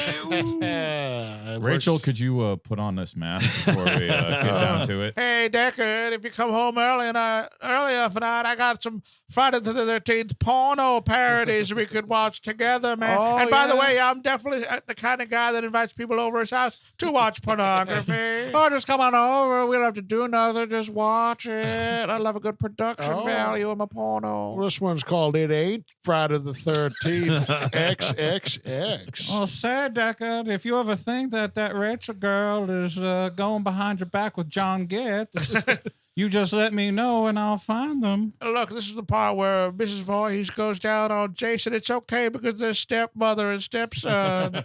It's all good. It ain't gross in the porno parody.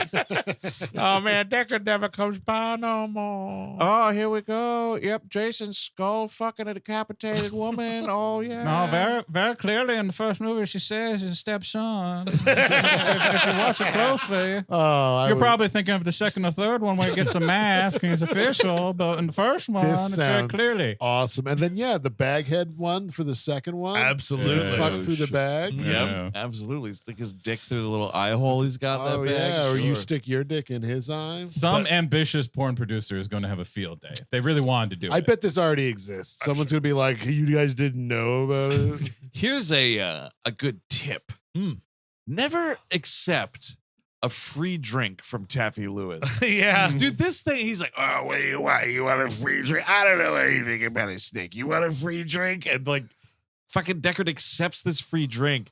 It's like gasoline colored with worms at the bottom of the glass. And there's definitely the shot of Harrison Ford picking one out of his mouth and like not being horrendously grossed out by it. Like, because I think that in this, we're skirting there might be aliens. There probably are aliens, my guess. Yes, like that's what maybe Romulan ale. That's what those wars are that he's fighting out. That Roy is fighting out on the crest of Orion or whatever the fuck. By the way, so he gets wasted like any other single guy. Let me call the one girl I know. Hey man, I'm sorry I said you're a robot. I'm in this club like far away from you. Come here now. Like I'm all the way around in Chinatown. Yeah, I'm calling you from a loud bar.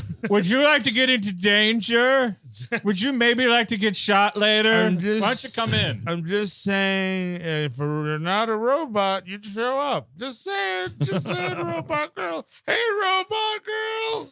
Hey, robot girl. Robots stay home and real girls come out and play.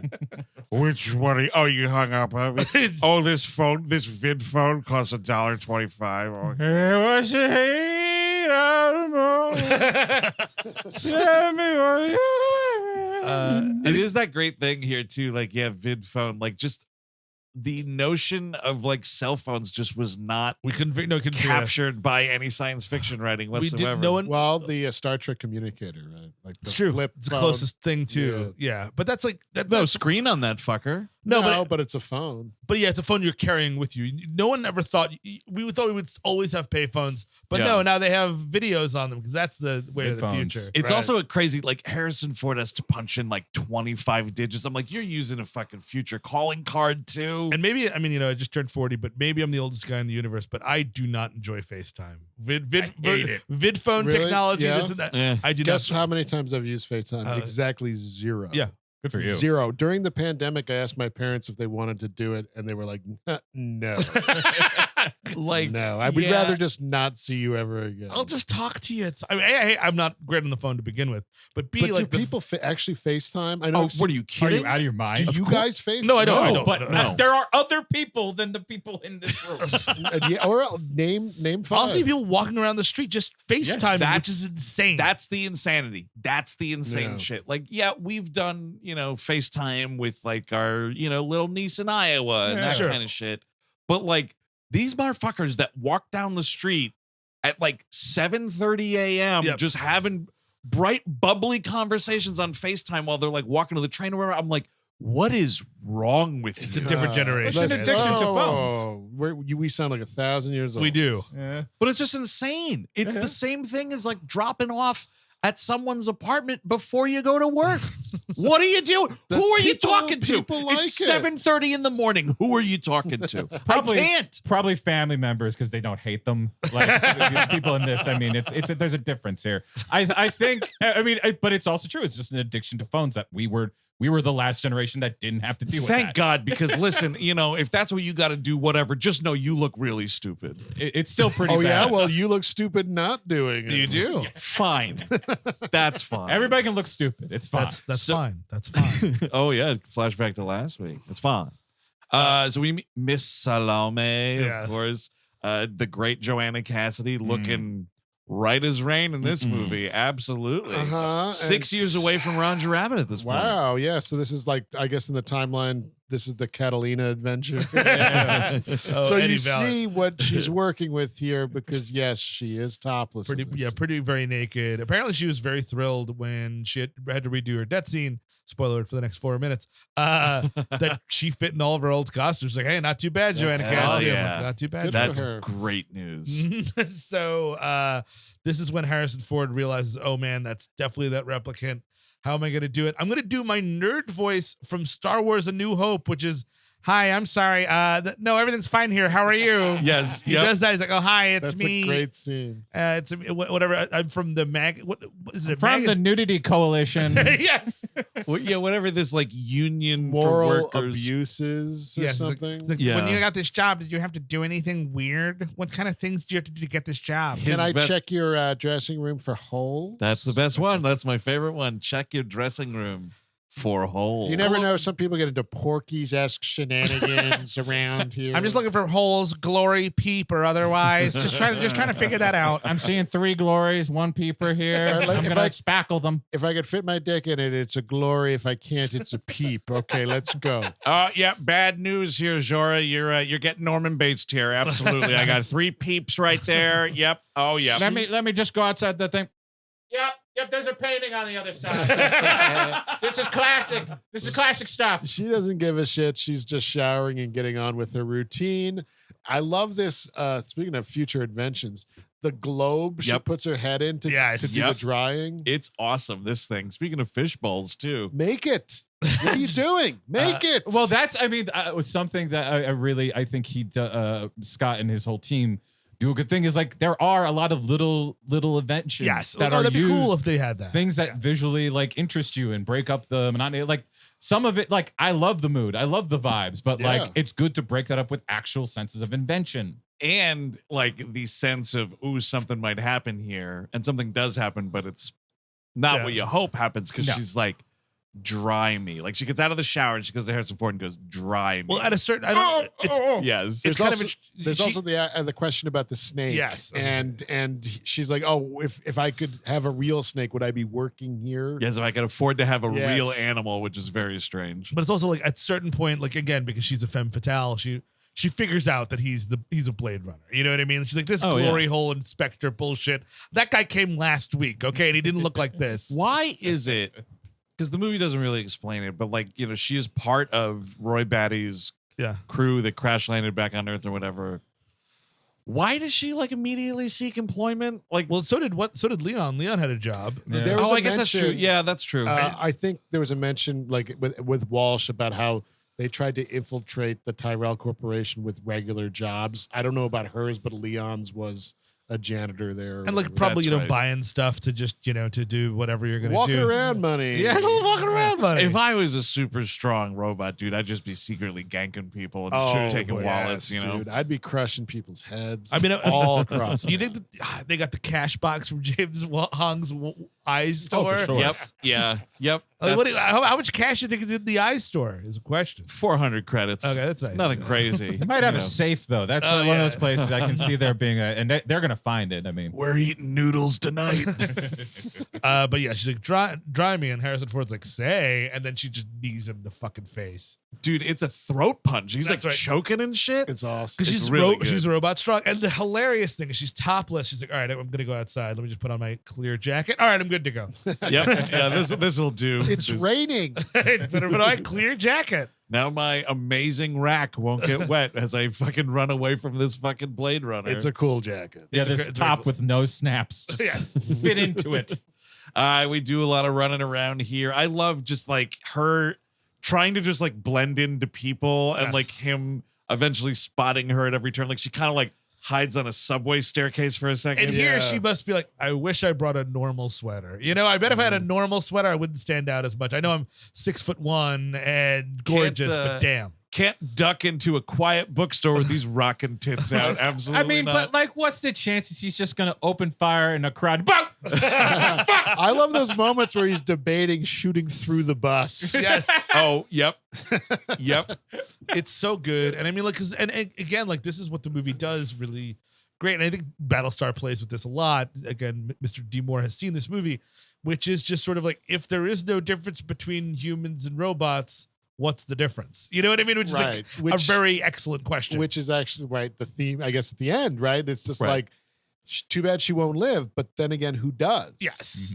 Just Yeah. enjoy that moment to get, Exactly. What is life at all? And like, fucking bullshit. That's what it is. I agree. It's a waste of fucking It's time. fucking bullshit. Money's fake. It I mean, is. this whole time thing. is fake. Are you joking? That's just a You're construct. 40 years old. What the fuck is a year? And now let's talk about all this. The Earth is round shit too. Let's get that shit right out the window. That's Got our another next guest falsehood. coming up. Kyrie Irving will be in here in a moment. He's finally going to get us set straight on all this flat Earth news. I'm just interested. Just ask- but I mean, it's amazing how they play this. She is running for her life from a dude with a gun who is shooting her in the back. Yep, it's crazy. And again, if she had the green blood, or if there was sparks coming out, or no, she is screaming like a woman being shot in the street by a fucking man. He's just shooting her in the back. I Yes. mean, Roy Batty chastises him later for unsportsmanlike conduct. Totally. But that's what this job is. It's like they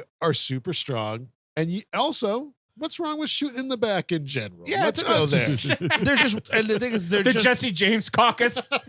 Yes, the assassination of Roy Batty by the coward. Fucking Deckard. Yes. Rick, what was the first Rick name? Deckard, I believe? Rick Deckard. Yeah. Rick, is it? Rick. I Yeah. thought. Jeffrey? Alan. But what I love is like Greg? she gets murdered, Head first through a fucking plate Yes. glass window. and apparently in the old cut, the sun double It was is very Rick. obvious. Oh, is it? It really? is Rick. Rick Deckard. Nice. There we go. And Rick. immediately, and I fucking love him for it. Here comes Emmet Walsh, like, oh, there it is, the old Deckard, a one-man slaughterhouse. Did you get any casualties? I love it when you get the innocent ones too. It's so awesome. And also there's a bit here. There's a quick shot of Brian James watching it all go down, knowing like, oh fuck, there's a Blade Runner who's onto us. Zora just ate shit here. Uh-oh. Yeah. But yeah, Oh, what's this here? Billy Pilgrim and Walking Slaughterhouse 5. it is like what a dream job for an actor. Emmet Walsh here. We got the office scene. He's sitting at a desk. Uh-huh. We got this scene. The car pulls up. I feel like Edward James almost gave him a ride and then just opened the door. He's not getting out of the car. No, he's sir. having the conversation from sitting in the back seat with the door open. He might get wet if he gets out of that car. I don't think he's I don't want to get rained on. Congratulations on killing that female replicant. By the way, I just got Nightmare on Elm Street porno parody. If you want to come back, you know that bathtub scene's like 40 minutes long, man. Pretty cool. Instead of knives, they're dildos. Oh, yeah. A sexy girl gets pulled down into a mattress. A bunch of cum explodes out of it instead of blood. Welcome to the future. Oh, yeah. Hey, Freddy's got his glove on. It's a bunch of little dildo fingers. Oh.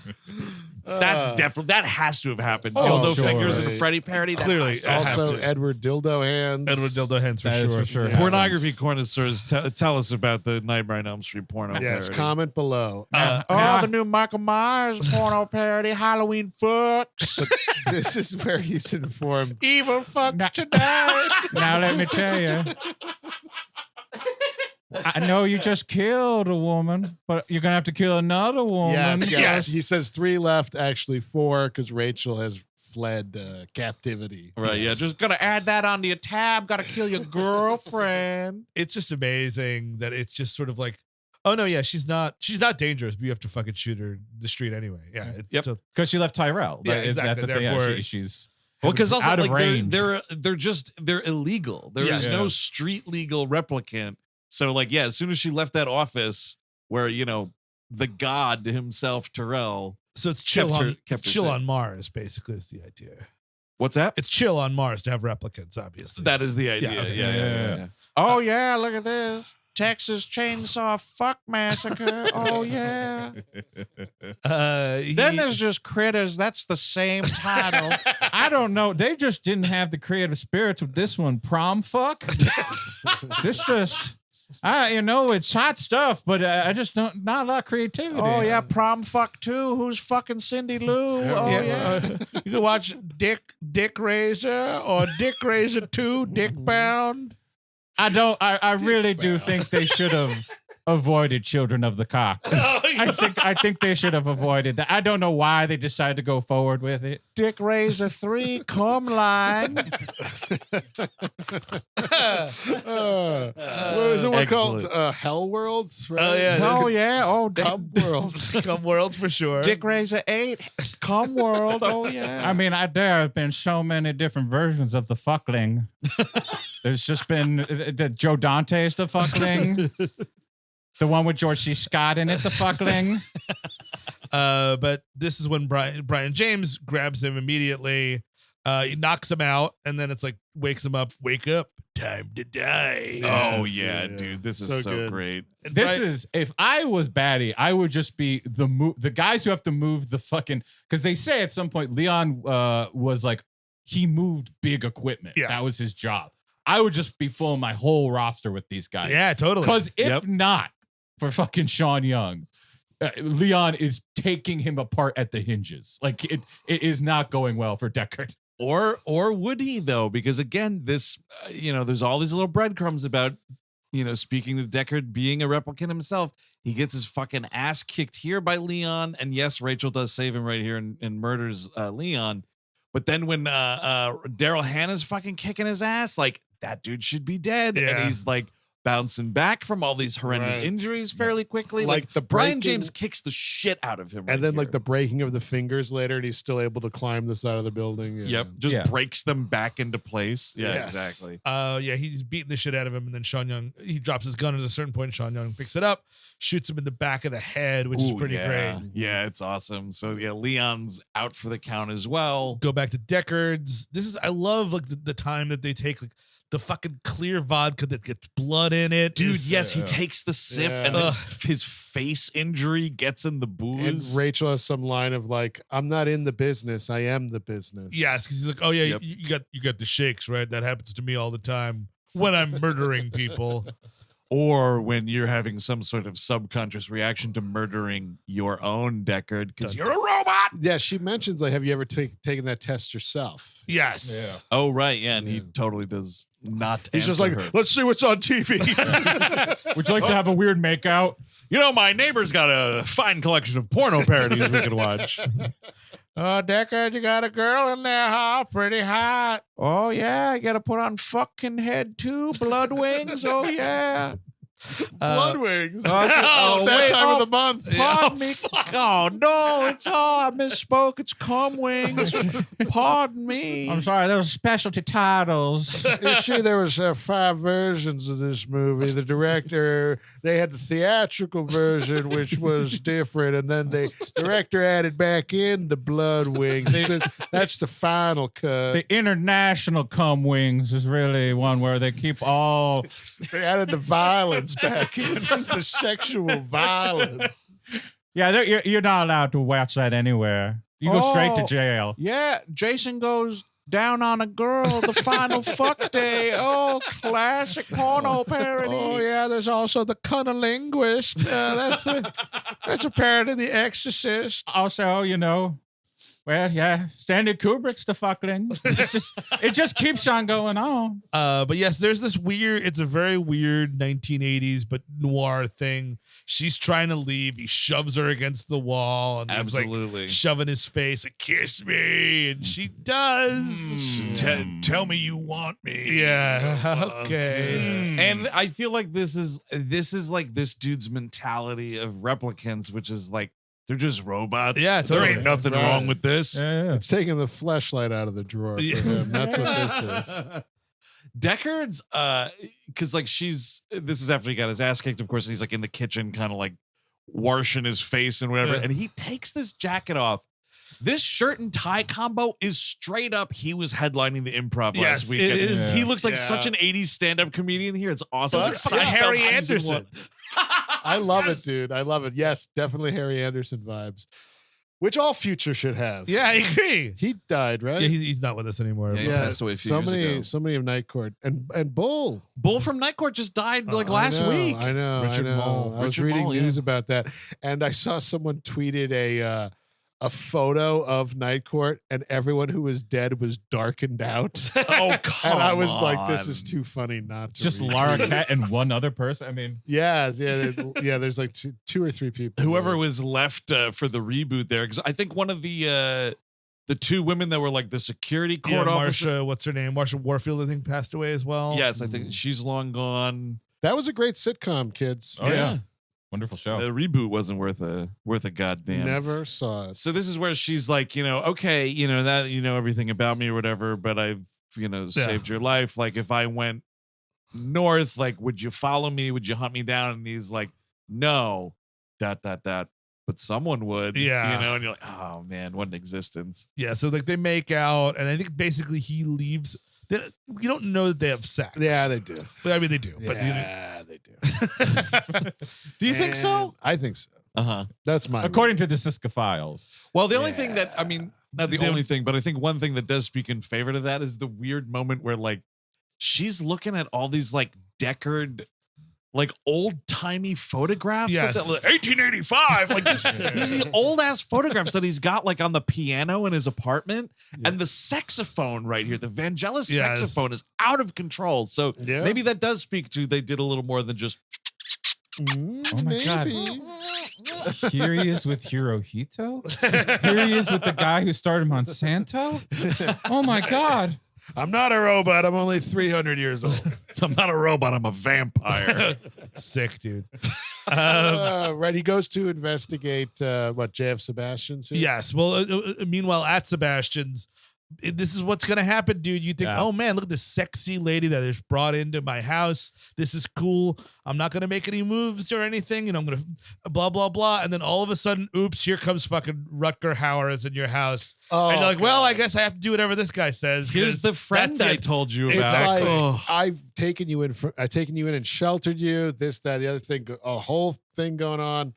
By the way, I have a boyfriend, and Yep. he's in the house with us right And he's now. 6'4" and can rip your eyes out of your socket. There's just a certain like fantasy sequence all of a sudden with Daryl Hannah ripping his heart out. You won't be needing this. Oh man. Right. This is the. This is the. Shall I suck you off now? Yeah, you might as well. Yeah, you know what? Now it's First, it was an exciting Thursday. Now it's just a Thursday. Get sucking, little toy friend. No, Pris, you watch. You watch. Watch what he This does. is where he suggests breakfast and does the vertical egg boiling, and she puts her hand in it. Yeah. Yes. This all like when this scene starts, you know from the first shot when they cut into this scene that Sanderson has lost control of this environment because she is spray painting her face, and Yeah. it's like, this girl's just doing this in your living room. Like, you have no control over this house guest anymore. It's bad. But then, yeah, the dude shows up and it's like, okay, obviously he knows that they're replicants and he says as much. It's like, oh, what generation are you folks? Oh, wow. Nexus 6 is so cool. I built you. Yeah. Blah, blah, blah. I do like the way he breaks the news to Daryl Hannah. He's like, there's just two of us now. You know, Yeah. now that Leon and Jean, whatever her name is. Jean? Zora, I think. Zora, yeah, Zora have been killed. There's just two of us now, and it's very sad. And so they start asking him about, hey, you know, this 4 years thing, kind of a bummer. Any way around that? And he's like, well, I wouldn't know anything about that, but maybe the boss man would, Mr. Tyrell. They hear tell if you gather a bunch of rings and keep them on your person, and you'll live forever. But if you get hit, all those rings will fall and hit the floor. You'll try and gather them as much as you can, and eventually you might run out of rings. If you hit the box, you get more ring. The Sonic the Hedgehog method of staying alive. So he's like, well, I can't do anything about that, but maybe my good friend Mr. Tyrell could help out. Yeah. He loves helping people, sure. And there's the chess game on his side, and apparently they play chess together, Right. like video chess, I assume. Yeah, I guess they both have their separate boards Yes. that they move the pieces around for. Pretty cool. It is pretty neat. Yeah, like a little correspondence game of chess, like, you know, very old fashioned for this futuristic set movie. It's kind of nice. Yeah. But yeah, so Sebastian just right away. I mean, I gotta say, like with this cut too, the movie moves, man. He's like, yeah, I guess Mr. Tyrell could help out. Boom, we're at the Tyrell building, getting them in there. In the Because I mean, elevator. whatever Rutger Hauer wants, Rutger Hauer's going to get out of this Yeah. little twerp. He knows. Sure, but you know, we're saved any kind of Oh, like yes. annoying torture scene or Exactly. except now that I just think about this, except he says he doesn't want to do it. Then Rutger Hauer starts like lighting his little toy friends on fire. I like that. And the dude in the pith Oh. helmet's like screaming with his fucking Sid Haig face makeup on. You want me to suck you off? You want me to suck you off? He's on fire. The tongue's the last part to go, dude. I've seen things you wouldn't believe. A Kaiser trying to suck off a little dweeby boy. An old 25-year-old. But yes. we're in the elevator. And Tyrell is just like, Sebastian at this hour, like, what the hell is this? And then he's just like, well, he says, the chess move, queen to bishop 6, check. What the fuck? Yeah, gets out of bed. All right, get the fuck up here. What the fuck? But this is bullshit. I am a genius, and he's just some sort of plebe engineer. It's great because it's like, oh yeah, Bishop to Queen's like, what's up your ass tonight, Sebastian? Ate too much milk and cookies kept you up? All right, you get up here. Okay, no, security down. Shut off all security protocols. I want them all dead. The whole security team's going home. Shut off the security cameras. You come up here. We're going to talk about this chess move. You take the Nixon recordings, cut them off. I know I have everything recorded in the little room here. And it's kind of great because, like, Turkle plays this perfectly. Tyrell is not surprised. Like, they walk in. He's like, oh, Mr. Tyrell, I brought a friend with me. And he's like, I'm surprised it took you this long to get here, which is kind of badass. It's just, I mean, he was on an eerie streak because Lloyd the bartender is really eerie, and this Yes. character, I mean, like, because I'm trying to think, like, you know, I think, you know, in the what do you call it there, the 2049, you get Jared Leto, yikes, but he's a big name, and I think that the Tyrell character could have been a big name, you know. Pick your Sure. poison here. Sure. But Gene Hackman, whatever. I think this it's is better when we were- without it. It- though. yeah, Yes, because yeah. this is when we were still valuing character actors Yeah, totally. who look like this. Yes. I mean, because, like, It is the look. It's the glasses. It is, yeah. His Glasses. weird trifocal lenses that he's got. He looks like Estelle Getty on Golden Girls. Right? They should have had like Tim Blake Nelson instead of Jared Leto. Yes, exactly. Oh, yeah, there you go. Yeah, I'm a blonde tech billionaire. Sure. Come on in. Exactly. But it's really, he's great. Yeah, so he immediately knows it's Roy. Is like, oh, what took you so long, kind of a thing. I want more life, father. Yeah. Now, this is an interesting thing because, like, the father line is great. It's creepy. It shows you that, like, Batty is aware of where he came from, so on and so forth. They made Rutger Hauer do it originally so that it would look as if he was saying both fucker and father. Interesting. And like one like non-television and whatever had fucker originally, and then father is the other thing. But like fucker in this instance just is so not off what this I is prefer doing at father all. because obviously, like the way we killed God, citations needed. Yeah. But eventually robots, AI, whatever, will kill mankind. Oh, sure. And that's just the natural progression of evolution. And we're seeing it here. Well, yeah, except for I think our androids are too stupid. The For ones we're now. actually making, I think. For now. Oh well, yeah. I mean, like, yes, and yes, eventually, maybe. Well, I don't know. You know, I think right everything's right gonna now be they're destroyed. dancing around as fucking Grand Moff Tarkin. Exactly. But eventually, Well, what if I give this AI all of my personal information so that it could fucking eventually draw me a picture of Mario in the style of Hokusai? Awesome. Fucking amazing and honestly, stuff. I think pack it up. Humanity's done. Sure. It's a waste of goddamn time. Let them have it. If they want the Earth, go for it. I bet they'd much sooner get hip to the notion that drilling for fossil fuels is killing the planet. And do something There you about go. it. Oh no, what are we doing with all this fossil fuel drilling? Stop it immediately. In like an afternoon, robots would stop that. Yeah, Yeah. yeah. One of those dog robots that's supposed to be delivering me a package is beating Greta Thunberg to death. And it's just like, this is wrong. What's happening to the environment is wrong. We might eventually get to the point of the Matrix where we're used for fuel, but hey, it worked for the dinosaurs. That's why I'm drinking, man. So like, you can get fuel out of that. If you can get fuel out of this thing in a couple of years, good luck. Yeah, exactly. You have to dig around in this old fucking sack quite a bit. This skin sack of mine here. Good luck. Try and find anything healthy inside of me. Get digging. But yes, this is when He gives like a very lengthy explanation. It is like such great sci-fi mumbo jumbo about like all the reasons why he can't extend Batty's life. The here. coding sequence can't be altered once it's done, unless you do this. But that resulted in a virus and killed the replicant. A few viruses, it sounded like. Yes. Every Yeah. time they got past the coding thing, a virus showed And I'm like, up. is that biological or computer? yes, and then then your head's gonna go on fire if you do this. You go there. I've tried it all, Roy. I've tried it. But the light that burns twice as bright burns half as long. Yes. It's such great fucking dialogue in this movie. Oh, fuck off, Dad. Yeah, but it's like, look at all the things you've done. You know what I mean? And like, yeah, revel in your time. Maybe not the thing to say right before he. absolutely. Oh, Because he's he- about to revel. He's about to fucking revel. He fires back with, I've done questionable things. Nothing the god of biomechanics wouldn't let me into heaven for. And this is where he, much like our porno parody star Jason Voorhees, takes Turkle by the head and shoves his thumbs into his eyeballs. Yep. Well, after giving him a sensual but respectful kiss. Yes. Dude, and I love this smooch. Mm-hmm. Much like the film Cruel Intentions, you get the little Oh, spittle the spit trail. I still like that. connecting them. Oh, yeah. hot as fuck. Yeah, the porno parody of this movie, Babe Runner. they Pris and him have sex after this. What are we watching? We're watching now. It's What the is porno version. Look, oh, hey, yeah, I'm calling from your house watching porno parodies. Why don't you come on over? Oh yeah, next we're gonna watch a Lost Hand Job. I got the sequel too. If you want to watch it. Babe Runner 2049. wait. Babe Runner 2069. Yeah, you there did it is. That's absolutely Now what it just is. got pornier. The guy with the big dick lives in a dust plant in that one.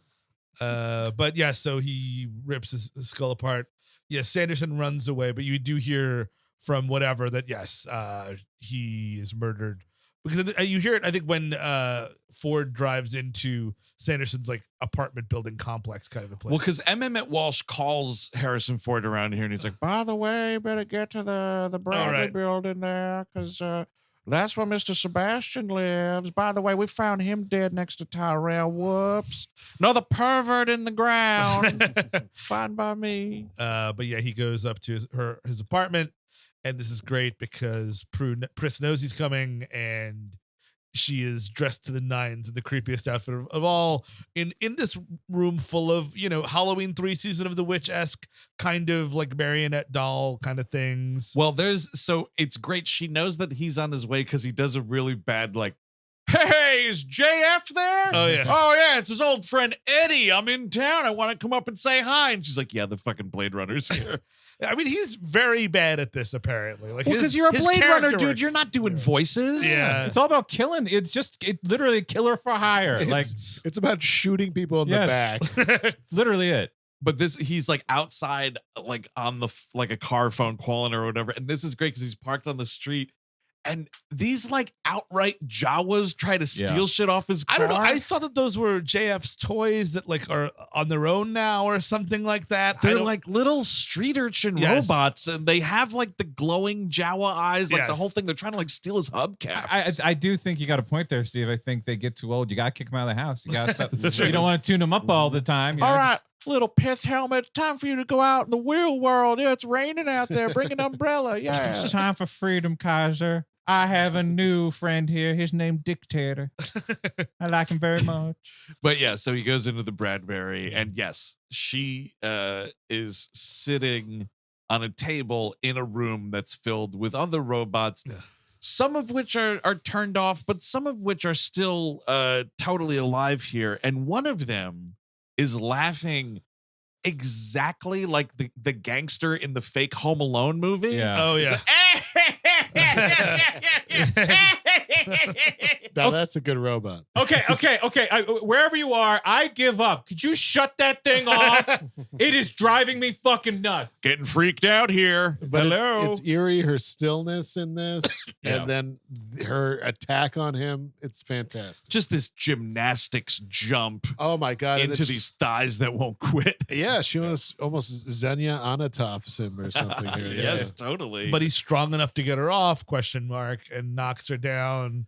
And then he falls down, and she starts doing like, "I'm gonna backflip to get away," and he's like, "Not today, robot!" And just shoots her in the stomach. It's great. And she blows, her stomach blows up, and she does this like super like kicking my feet, I can't believe I'm dying kind of thing. I think this is it's a robot malfunction. Yeah. It is, yeah. You know what I mean? Yeah. And like he's like, "Oh, perfect. So nailed it. She's definitely a robot. I'm gonna finish the job with 2 more fucking gunshots at close range to this thing." To the stuff again, the head works there, Deckard. Yeah, if you didn't enjoy this a little bit, you would just be ending her right now. But no, he's like, let her suffer a little bit. I mean, she did thigh crush me for a bit. Speaking of cool costumes, this is where Roy Batty's dressed exactly like the Dolph Lundgren Punisher. Nice. Yeah. He has like Right, almost, yeah. it's not a skull shirt, but it kind of almost is. And Yeah. he's got the duster for a little bit.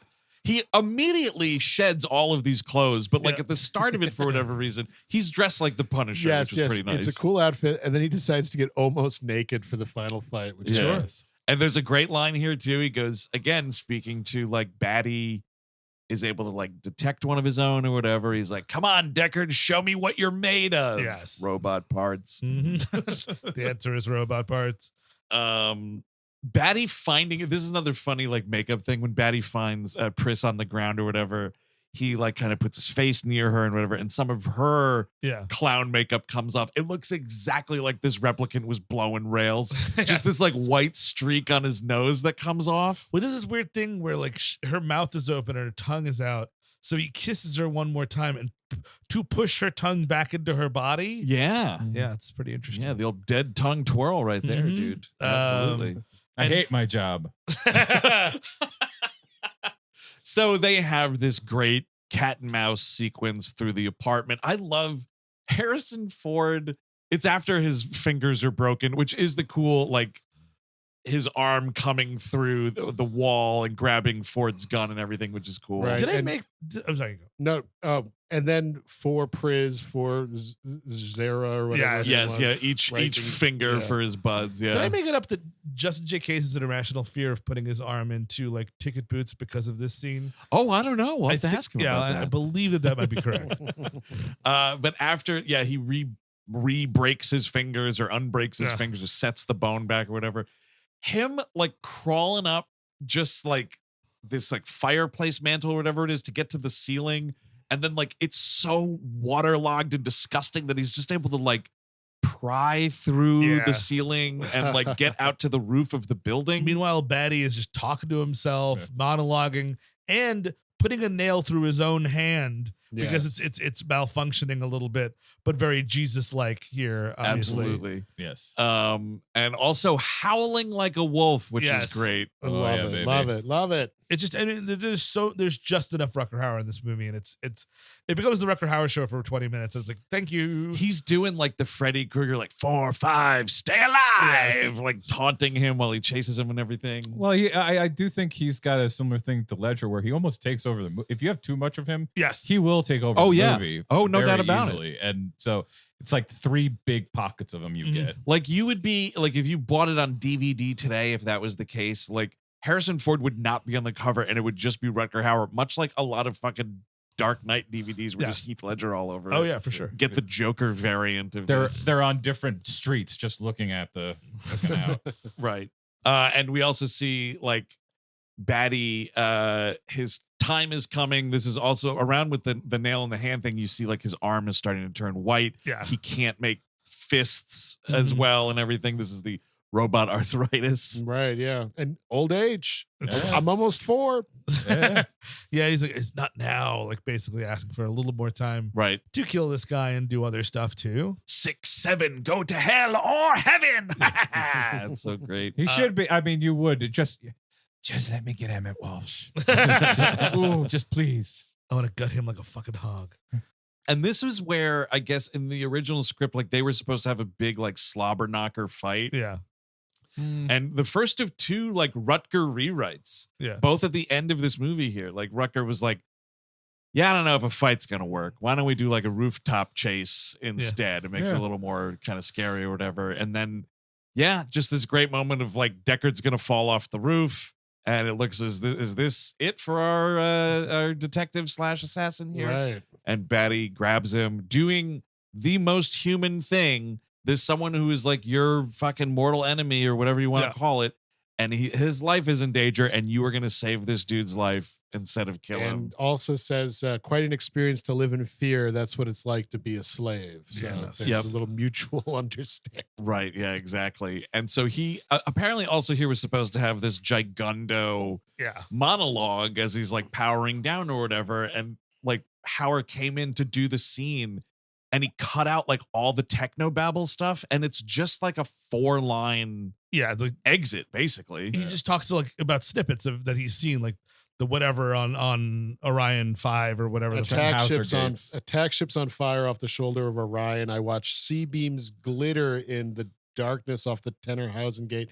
I might be butchering this. I just wrote it down quick. No, I've seen things you people wouldn't believe. Exactly. All those moments now lost in time, like tears in the rain. Yeah. Time to die. And he dies. With no great. like, yes, you know. But yeah, he just like kind of, he's kneeling and just puts his head down and just like a knight of some kind. Just like quietly just expires. And this is when he, as he leaves, he bumps into Edward James Olmos. Welcome back to the movie. And he says again, it's pretty clear. He's like, he did a man's job up there. It's a shame about the girl, Yep. It's too bad she won't live. But then again, who does? Yes. And that great raspy Olmos voice. And it's like, I love a character that's so totally interesting just based on like the performance and the outside appearance of it, and you know nothing about it. Like his facial hair is awesome, his costume is great, he's walking with a cane, all this shit. At the start of the movie, he was speaking in a different language throughout a lot of it. Apparently it's like some sort of like butchered Hungarian or something. I think I'm into it. Let's get that mix in LA. Come on. But I think that like, and that's what's so cool is like whatever this almost character's gaff is like was probably sent to kill Deckard or make sure that Deckard kills Rachel. I But think, like he walks away, he takes the moral high ground himself and lets them get away. Because I think Gaff was going to maybe kill or apprehend Rachel. Instead, he left a origami unicorn outside the door. Yes. Right. That's the last scene is Deckard. A lot of Deckard going back to his apartment in this movie. And this is like time 4. It happens. She's behind him here. Well, he gets back to the door's unlocked. Yeah, he gets back to her apartment. She's in the bed. He's not sure if she's dead. Oh, that's right. Yes. He checks to see if she's alive. She is. He's thankful. He's like, do you love me? She's like, yes. Do you trust me? Yes. Let's get out of here. We'll go north. Yep. And they walk out, and then he turns around and looks, and there is an origami unicorn. And for anyone not believing the hype at this point, like if he was not a robot, how would Edward James almost know that he was having that? Actually, I got your psych profile. They told me about the unicorn dreams you was having. We're all kind of a big joking out at the office. You're not a robot. No, you just told that therapist. She told everybody. You know the memories you have of watching porn parodies with me? That was actually my dirty cousin. That was his memories we put in. Oh, yeah, my cousin Jeff, big pivot, that guy. Oh, baby. He had a collection, capital C. You've never seen so many VHS tapes in all your days. Oh, man. And then all the porn goes away like tears in rain. A little paper unicorn and a little paper Ace Ventura to warn you of what is coming. It's great. He thinks again of the gaff line. You know, it's too bad she won't live. Then again, who does? Elevator door close. End of motion picture. I would argue end of perfect motion picture. Yeah. Great we'll go around the horn here for final thoughts. Eric Siska. Yes. Fucking great movie, monumental movie. You think this thing is? I feel like this is more influential than people might even realize. Like, Right. And it's just top to bottom, beautiful production design, set design, music. It's one of those rare instances where everything is coming together, at least for the final cut, you know, Right. without the studio interference. Yep. But great fucking movie. I love it. Chris Cabin. Yeah, agreed. Really great movie. Probably my favorite Ridley Scott. I would have to think. I can't imagine another one. I do love that counselor though. No, it's the best one for sure. And I like. I mean, like the heart of it. Like point of why. Like I guess like yes, it is pretty clear. Like he is an android by the end of it. But to me, like the point of the movie is like. Literally, this there is no difference. Yes, like exactly. him saying, like Batty being like having his own set of emotions that he had to build over years of doing all this stuff that told him you don't do this. Like you do not do these things just for revenge or just to like make things straight. You don't do that. Versus the guy who went through all the things that we consider good and like well behaved and all that just kills people. Yeah, willy nilly and like that's it. And I think that's what's so great about that final scene is that like it is simple about him being like, look, you know, I've been all around. I'm telling you, what you're doing is fucking killing you. Like, it's killed, and like I just am here and I'm dying now, and like I don't know how else to tell you this. Spend your time better. On like, this rock, and I find it pretty moving. It's probably my favorite Hauer performance, maybe. Nothing else to say. Steven. Yeah, I mean, to Chris's point, like, yeah, I mean, that's the beauty of that line. It's too bad she won't really live, but then again, who does? Because it like, what's 4 years? What's 10 years? What's 100 years? You know what I mean? Like, what is any of this horse shit that we're calling life?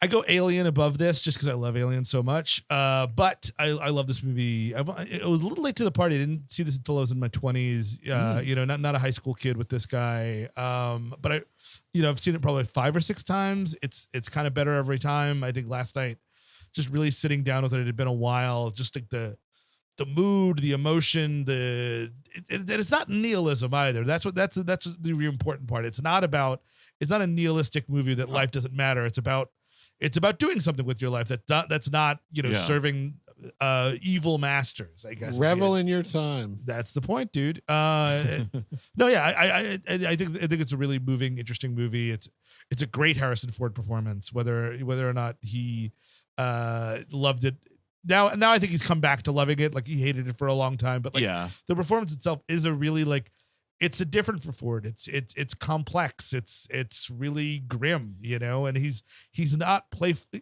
He's playful a little bit, but almost never. Yeah. I never said it was the worst. I said I just don't like it as much as I like my performance in Hollywood Homicide. It's just number 3 on the list. Okay. It's to me this Harrison Ford performance is kind of like it's the Ford filmography equivalent to Gene Hackman in The Conversation. Yeah. Like it's really good, but it so doesn't feel like a Harrison Ford character in a lot of ways, especially like in 82. Like granted, not the massive body of work that he has now, but like if you look at what he had at that point, it's so unlike those things. It's not Indiana Jones. It's not Han Solo in that way. So it's really great. I think I'm with you, Steve. Alien is still my favorite, but this is right there. It is a movie that, you know, as much as like we're aware of it, I feel like it's kind of not it's like lost or forgotten, but it is kind of underappreciated and underwatched. Right. I think that sequel kind of had a lot of people going like, there was a first Blade Runner, you know, which like I get, you know, it's not a movie you see on TV a lot or whatever. So if you haven't seen it and you've heard us talk about it for 2 hours, I still recommend checking it out because there's no way in us just goofing on this movie we've been able to capture the vibe, the atmosphere. You know, I'm not playing any Vangelis on the episode. You have to hear that music. Like all of these things are so great. And it's kind of like a weird 1982 forgotten movie. Because like also like we're saying like E.T. ate its lunch at the box office and everything, or that, you know, that year or whatever. Like other things, just there was a rush of sci-fi popcorn blockbuster stuff that came out in the 80s. And this kind of, I feel, falls away a little bit. So give it a shot if you hadn't. It's an awesome movie. But that is going to do it for this episode. As always, if you want more We Hate Movies, check out the Patreon, patreon.com/WeHateMovies, where if you are on the $8 level or up, you are listening to this ad-free on that Patreon, which is very nice. We're also doing a lot of big We Love Movies Month celebratory bonus episodes here, like on Animation Damnation. We are talking about a full-length episode on, speaking of Joanna Cassidy, Who Framed Roger Rabbit. That's a really fun conversation. You'll love it if you like that movie, or if you like Animation Damnation, because we're having a lot of fun with it too. That's right. And then over on the Nexus, we're doing a feature-length film as well. Yes, we are talking a feature-length episode, folks, on Star Trek III, The Search for Spock. It was a lot of fun, a raucous good time. Yes, and on Gleep Glossary, we also have Grand Admiral Thrawn, so check it out. A lot of connections this month. Christopher Lloyd in Roger Rabbit, Joanna Cassidy, right? And Rutger Hauer and Batman Begins. That's right. Yeah, look at this. Look at this. Hell yeah! Looks like we got the memo this month, everybody. And then no motion picture coverage on Melrose 210. Chris Cabin, is that right? No. But it's still a great episode. But it's still an episode. Yeah, it's got Dean Cain. It's Yeah, fucking yeah, a lot of yeah. fun. Come on, Chris, talk it out.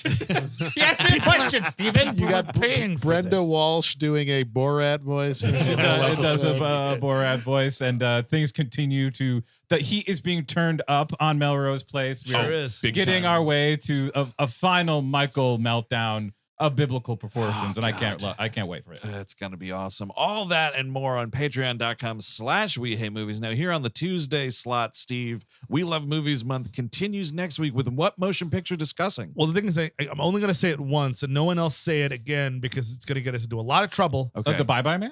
Beetlejuice. Oh, yeah, even there better. we go. The Bye Bye Man. I wish I could. If I could go back and put it on the We Love Movies feed, I would. Okay, We did biff Previous- on that. You're right. Previous episode, if you want the Yes. Bye Bye Man episode, it's already Yeah, available. it already happened. But there is a new episode next week on a movie we haven't talked about, which is Beetlejuice. Okay, no one say it again. That's it. Yeah. That's right. So until next week with You Know What, I've been Andrew Jupin. Steven, say that. Eric Siska. Beetlegeist. Oh! Take it easy.